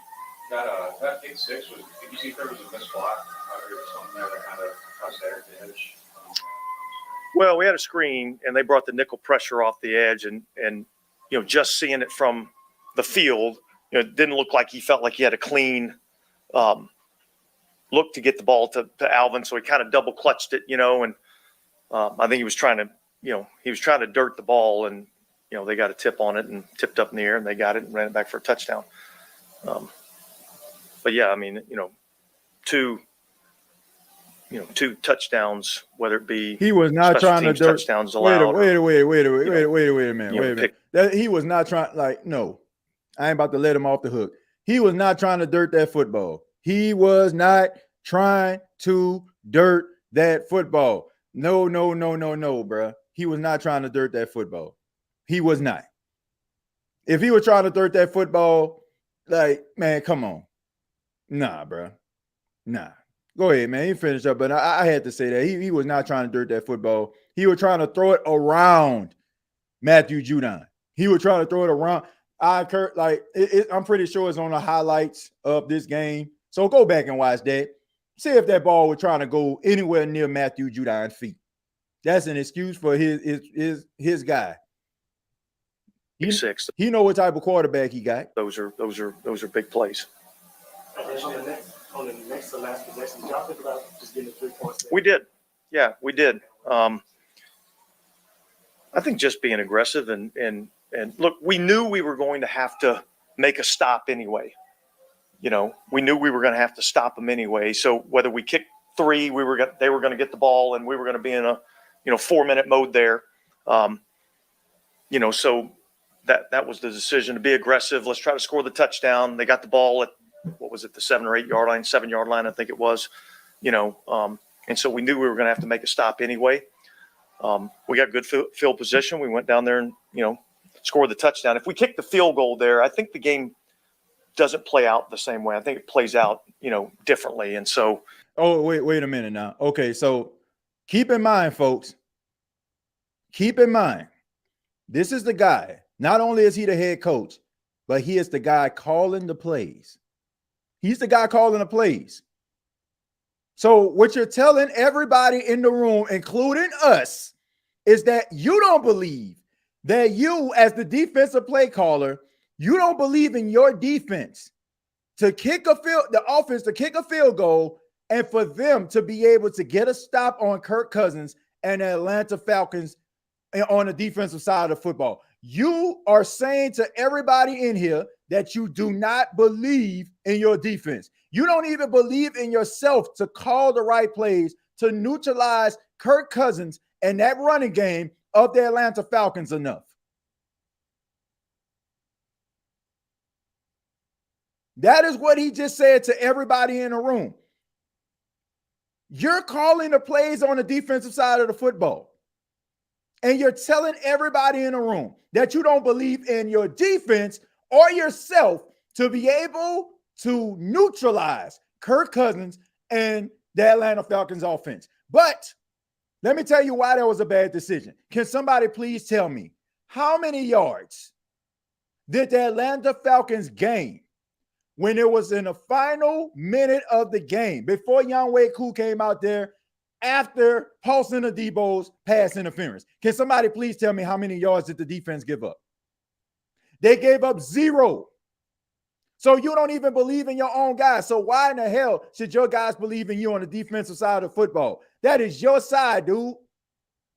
Now you think some of the best coaches who are coaching on top of calling plays would have not wanted to be the last line of defense to be the deciding factor between winning and losing a football game.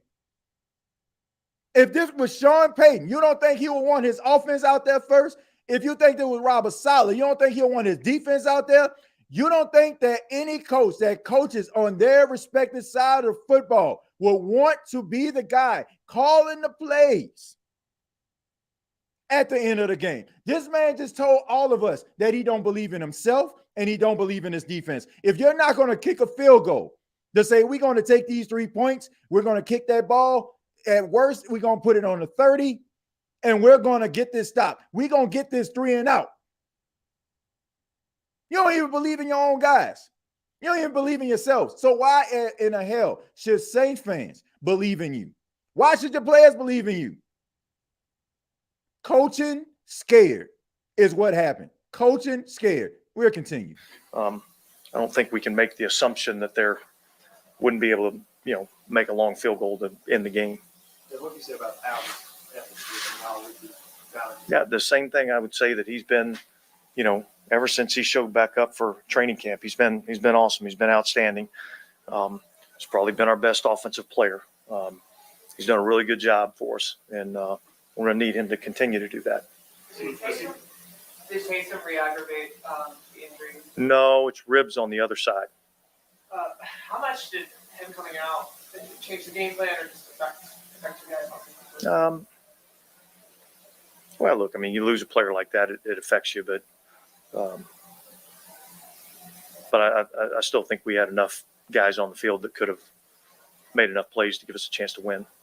What happened to Willie Gay Jr.? Hand. Time afterwards, going. Yeah. Same question about Allen, but about Chris Olave. How close was he? How sure were you that he avoided anything significant? And how about this? Oh, I think we were very sure that he was going to be fine and able to play. After we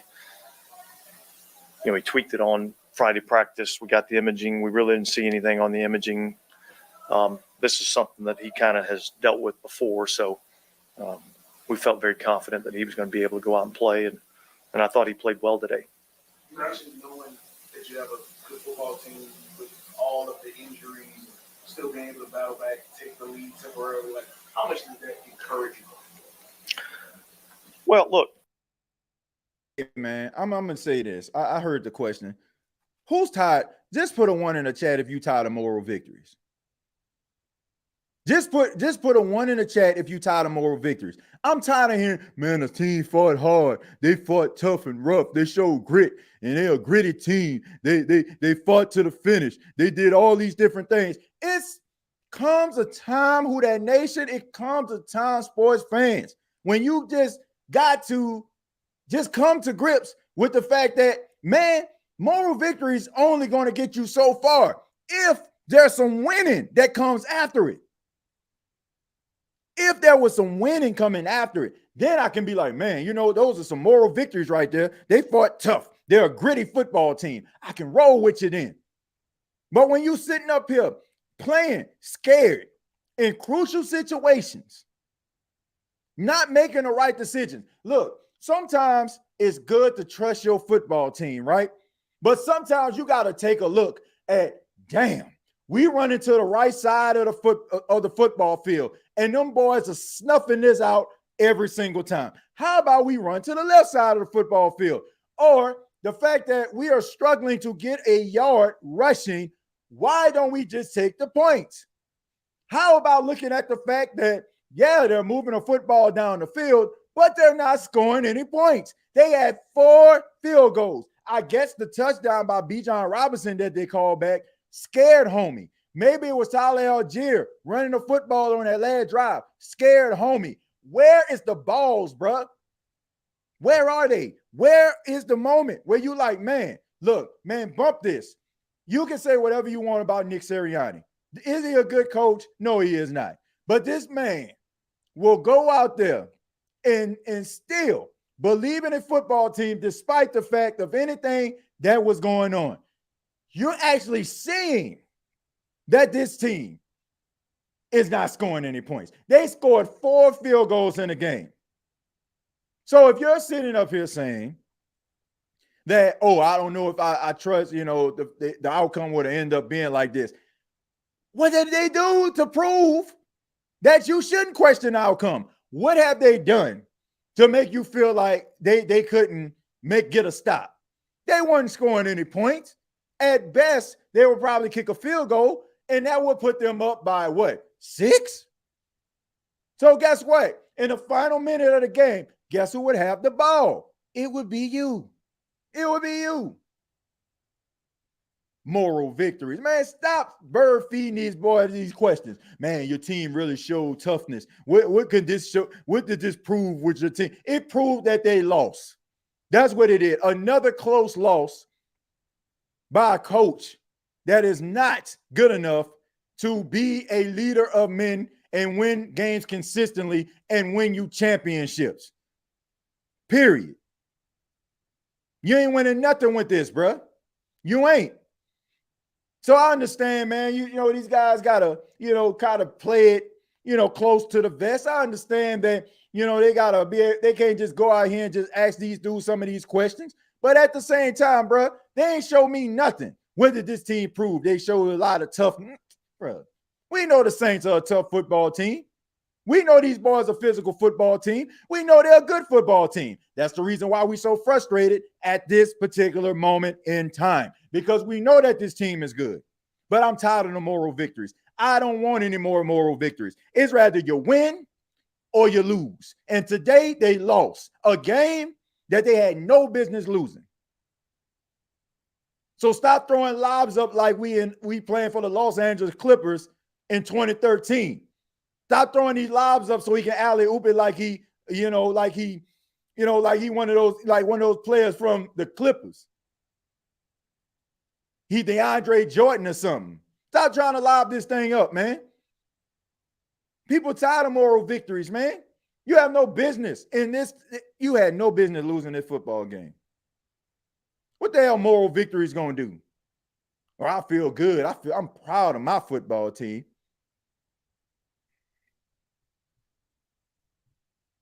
I mean, yeah, when you lose, guys like we've lost and got that many injuries and battle back, I mean, I think that gives you confidence that you have a good football team. But really, it's still about, going out and winning games. And so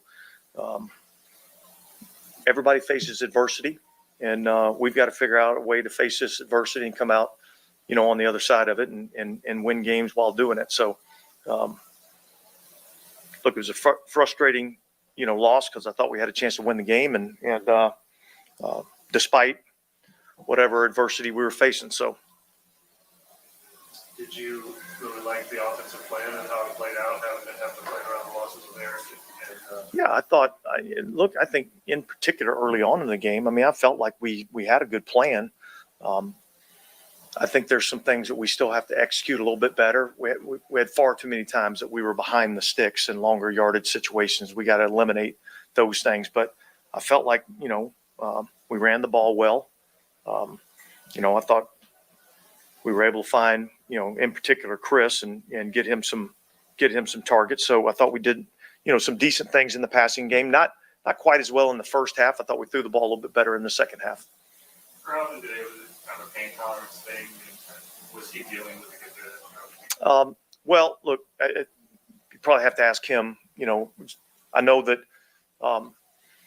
he was able to get some work during the week, and I thought he felt like, he was going to be able to go and be effective. I don't think he was 100%, but I thought it was awesome to see him go out there and gut it out and play the way that he did. I thought that was good for our team to see.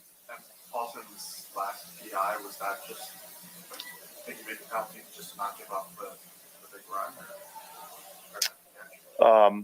I'll have to look at the play. How do you feel about Shane Lemieux stepping into the center role? I thought overall he did well, but again, you're talking about the center in the middle of the line, and there's a lot of other stuff that's going on. So it's hard to really, have a good evaluation for you. But look, I mean, I thought we moved the ball offensively. I thought we did some good things offensively. But we just, I think the penalties and getting behind the sticks caused us, miss out on some opportunities. You mentioned that a minute. There was a motion, there was a formation, there were some false starts. Is there any rhyme or reason to why that stuff was happening? Yeah. No, I don't think so. But I think, as we do with everything, we're going to go back. We're going to look at everything. We're going to talk about everything. We're going to evaluate everything as a staff. What we do well, what we not do well as a staff, and then make the corrections that we need to make. But we had too many penalties, which put us in some negative situations. Should be 2-2 after 4 now, given the start that you guys have the season. I'd rather be 4-0, and I think we had chances to do that. But, you know, look, we're going to have to go back and put together a good plan and get ready to go play Kansas City. We'll see where we're at on the, you know, injury front, who we have, who we don't have, and then get ready to go play against another really, really good team. I think we've played, you know, some pretty good teams to this point. So, you know, it's never easy in our league. The last scoring drive from the first and second down, are you guys trying to score there, or are you trying to run clock and make them use their last time out? Well, no, we're trying to score. And yet I wasn't upset when we didn't, you know what I mean? I mean, I think we were trying to score, and they did a good job of stopping those plays. But certainly we wanted to eat up as much time as we could. Allen had another 26 touches today, even though you said he maybe was a little bit. I mean, is there something you wanted to avoid going into the game and the game just didn't let you, or once he's in, you can? Well, I think when you get into the game and he's on a roll like he is, it's kind of hard not to, you know, try to get him some touches. But I think, you know, that's where probably with Taysom being out, that you know, changed the plan just a little bit, you know. But we've got to have some other guys that can step up and make some plays other than just Alvin. And we do have that. What do you think of the pass rush? Do you think that, I guess, did you think that y'all were going to? Well, I don't think we got enough pressure on the quarterback. And so I think we just got to look at, you know, why that was. The pass rush has been pretty good, but we didn't. I don't think we affected the passer as much as we needed to in this game. All right, thanks, guys. All right, so there you have it. Dennis Allen, head coach of the New Orleans Saints, after yet another loss, self-inflicted wounds. I see somebody in the chat said the Saints pretty much cheddar bobbed themselves, shot themselves in the foot. You know, he shot himself in himself. But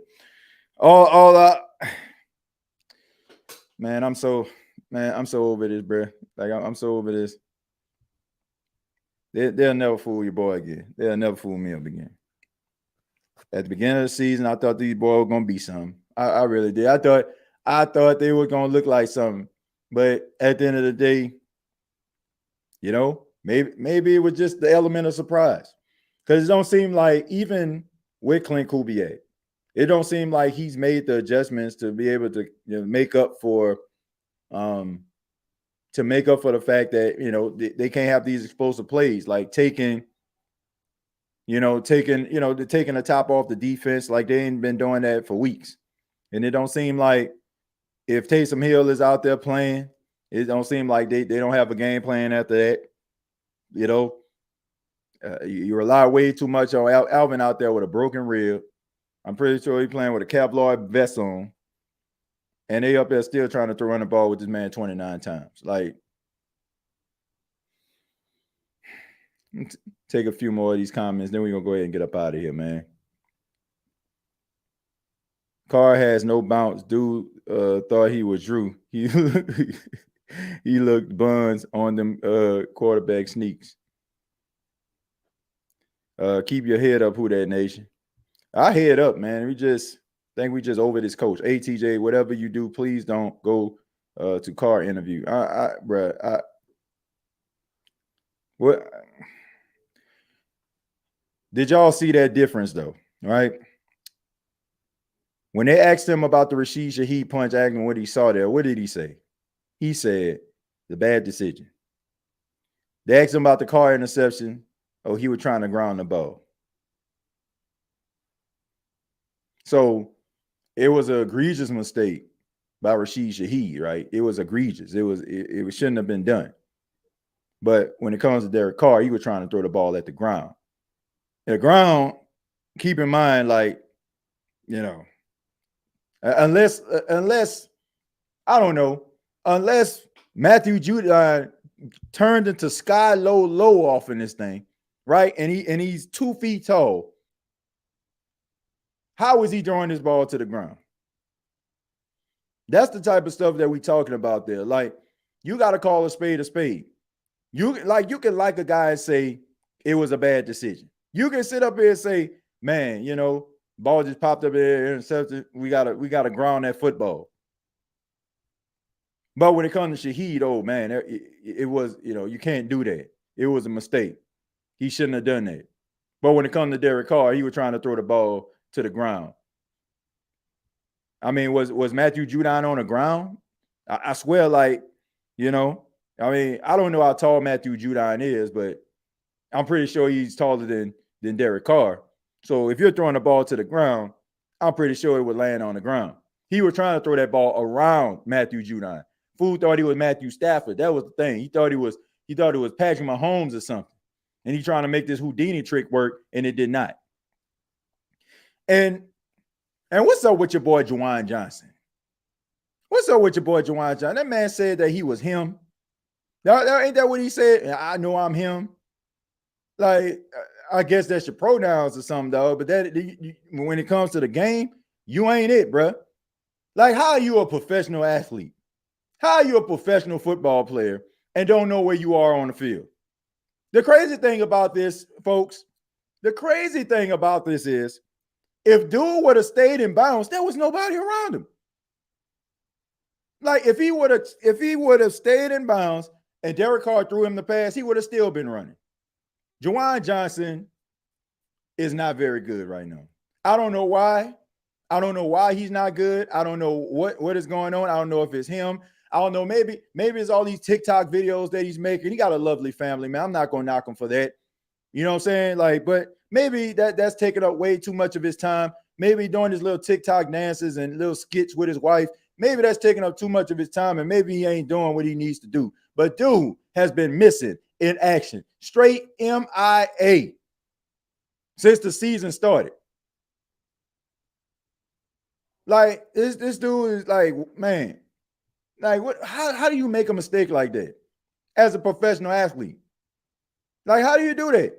Like, you're wide open. Like, it ain't like nobody push you out of bounds. I don't know, man.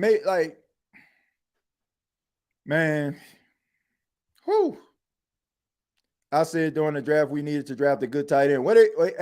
Actually, Dana, they were going to draft a really good tight end. They were going to draft Brock Bowers. But, of course, the Raiders drafted him in front of them. They weren't going to draft Tallahassee for how good Brock Bowers was there. They was going to get someone else. They were going to get Brock Bowers. I mean, but, I ain't hurting because you needed a left tackle, and you got a really good one in Tallahassee Fuaga, even though, he had some holding penalties in the game, but thought he held up really well going up against Matthew Judon, which is, very, very positive to see. TJ, let's not forget the open the open file missed tackle. Yeah, I don't know, man. Those missed tackles were bad. How do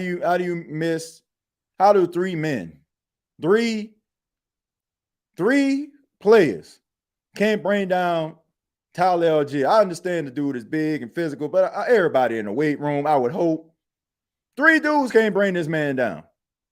They're like spinning. I don't know. Yeah, but Juwan Johnson, man, he can go sit down somewhere. TikTok Johnson, and I'm gonna call him that until he start doing something. TikTok Johnson will be his name, because clearly it ain't Juwan. Like, Juwan catch touchdowns. Juwan was a threat in the red zone early in his career. TikTok Johnson, he dyes his hair looking like Simon Phoenix from Demolition Man, and goes out there and basically just doesn't do anything at all. Like, are there any plays for him? Are they trying to throw him the football? Because it just seems to me like it just ain't working, man. It just ain't working. Like, you wide the freak open. Like, you wide open. You standing out of bounds. And this man, ooh, my bad. Come on, man. Come on, Simon Phoenix. What you doing, bro? They need that boy need to be like Simon Phoenix, put that ball on ice if he's playing like that. They need to draft another tight end. The Saints will not send me back into therapy. Our front office has to be on the phone with team trying to facilitate a trade right now, pass rusher or wide receiver, because we're getting nothing from our second tier guys right now, especially at wide receiver. Yeah, these plays that they call them, man, straight booty juice. like you already know that only 2 guys are going to get the football. Like I go into the game knowing that when it comes to pass catching specialists, only 2 guys are going to get the football. And in the backfield is going to be Taysom Hill or Alvin Kamara. And these boys are going out there parading this offense for the last couple of weeks like everybody ain't seeing what y'all doing. And they just run and pull Alvin Kamara completely into the ground. They ain't going to rest until like around week 6 or week 7. This man out 4 to 6 weeks because y'all haven't really looked at the fact that Jamal Williams ain't really being effective as a running back. Like, don't you have Jordan Mims on his team? Like, y'all let all those other running backs go because you said Jordan Mims was the answer. I mean, maybe try to do something with that. Or maybe when Kendre Miller comes back in week 5, the Saints can utilize him a little bit more. But, Jamal Williams ain't moving a needle for me. And poor Taysom Hill, I mean, he's 34 years old with a plethora of injuries. The man going out there trying to give it his all, but it's only so much that he can do. And there's only so much you're asking a 34-year-old man to do. And to be quite honest with you, you knew Taysom Hill was dealing with an injury beforehand. So even though you should have had him in the lineup, the Saints basically were utilizing this guy like he was a healthy football player, giving this dude all these different carries. Get yourself some young dogs, some young bulls on this football team. Cam needs to take a long vacation like forever. Cam Jordan wasn't even a factor because he wasn't even playing in the game very often. They already reduced some of Cam Jordan's snaps, if y'all haven't noticed that by now. What happened to the undrafted tight end that's supposed to be good? Dallin Hoker, healthy scratch. Healthy scratch. Because we gotta play our money guys. That's the ones we gotta pay. We gotta play our money guys. We gotta play Juwan Johnson because we signed a 2-year deal. We gotta play Foster Moreau because he's a guy, a contract guy. Dallin Hoker, undrafted guy, yeah, he can sit on a bench. But I will say this. This is the reason why the Saints ain't going out here making extravagant expenses, and that's the reason why they still got about $13-14 million that they just sitting on, because I think they already know that if the bottom drops out, we ain't out here like going for the gusto, because we know that right now, based on what we have seen, we don't have a contender. We got a formidable team that could possibly be a contender, but from what we've seen out of his quarterback and coach, why in the world should I go out here and exhaust my expenses? Why should I keep kicking the can down the road? Why should I keep doing this? I don't blame him. At least we know going into next season, maybe y'all can go out here and get something. Let some players go. Sign some players. I ain't mad at it. TJ, you know me, I'm going to say it. It's about time we call out Marshawn tackling. It ain't like how it used to be. Man, Marshawn Lattimore, I don't even think his name was called the entire game. And probably because they was picking on Paulson Adebo the entire time. I seen him have a pass deflection, but man, I think everybody tackling, and it has been over the last couple of weeks, has been shoddy at best. I'm talking about everybody on that defensive side of football. Shoddy at best. I told Mrs. Benson is the second coming. Man, this man here. Look, I don't look at Gail Benson as a problem, because I just think that she is just a figurehead. Like, she allows those executives to handle the football operations, and she just basically comes out there, wave to the fans. And I don't have no problem with that. I ain't got no problem with it. Like, I don't want the owner to be meddling in business. We see what happened in Carolina right now. I want to get the foolishness over, because I want to go and chill and I want to get the foolishness over, you understand? Because I want to go and chill in the noise. Hey, man, them boys needed PJ Williams for tackling. Only reason they ran because Double D and Gay wasn't there. Yeah, that's the truth. They missing. They were missing. Man, they were missing Demario Davis today. But I mean, those young guys played pretty well. They played pretty well, but it's nothing like a middle linebacker that can put those guys in position. Excuse my French, and I apologize to everyone, but I'm effing sick of this dude, Dennis Allen. I think a lot of people are. But my final thoughts are simple. Tough loss today versus the Atlanta Falcons. But you move on, man. You try to see where you at when it comes to the injuries. And you try to put something on the field that's formidable against the Kansas City Chiefs. You limit the mistakes, which we have not seen over the last couple of weeks. You play mistake-free football, which we haven't seen over the last couple of weeks. You open up the playbook, which we have not seen the last couple of weeks. You're basically playing with house money at this point. Like, nobody expects for you to win. Nobody thinks that you're going to win. So I think they should play loose and free. I think they should be loose and free. I don't know, man. I learned a lot from the Saints in this game. I didn't learn that much from the Falcons, to be honest with you. Just thought that they was just a recipient of the Saints being a bad football team. And, good football teams don't do what they're doing. They just don't. And it's just frustrating because you got the talent to be a really good football team, and you just don't utilize it. And to me, it's just absolutely sickening. Absolutely sickening. Like, I'm not even concerned about Falcon fans and what they think about the Saints and this victory and all that kind of stuff. I don't care. I'm more concerned about this football team and why they just continuously make the same mistakes over and over and over and over and over again. And I'm just kind of tired of it. So can they please do something a little bit different? Because I'm really believing that the Saints will not be anything until Dennis Allen is gone and Derek Carr is no longer the quarterback of this football team. And I'm a little concerned because here's the thing, folks. Last year when Pete Carmichael was the offensive coordinator, the Saints put the ball into the hands of Derek Carr and they made him throw the ball all over the place, right? And he had games like this. And then now you're putting more emphasis on the run instead of the pass, and he's still having games like this. So I'm just asking myself, like, just out of curiosity, if he can't do it as a game manager and he can't do it as a guy leading a pack, what the hell are we supposed to do? So it is what it is. But I want to say thank you all for checking out the State of the Saints podcast. Man, we got 781 people watching this live right now. Just ask that you hit the like button if you enjoyed the State of the Saints podcast. Man, shouts out to everybody that was here. Shouts out to all the Saints fans. Shouts out to all the Falcon fans out there, man. That came into the chat. It's y'all day, man. Take y'all victory lap, celebrate, and get y'all stuff off, man. I was going real hard on them Falcon fans, joking around, playing with them and stuff like that over the last couple of weeks. So it's only right. You know what I'm saying? Like, ain't no fun when the rabbit got the gun. I guess that's what they say. But, and it's not, and don't feel good to watch my team lose the way that they did today. But at the end of the day, hey, if you give these players opportunities, they're going to take advantage of them.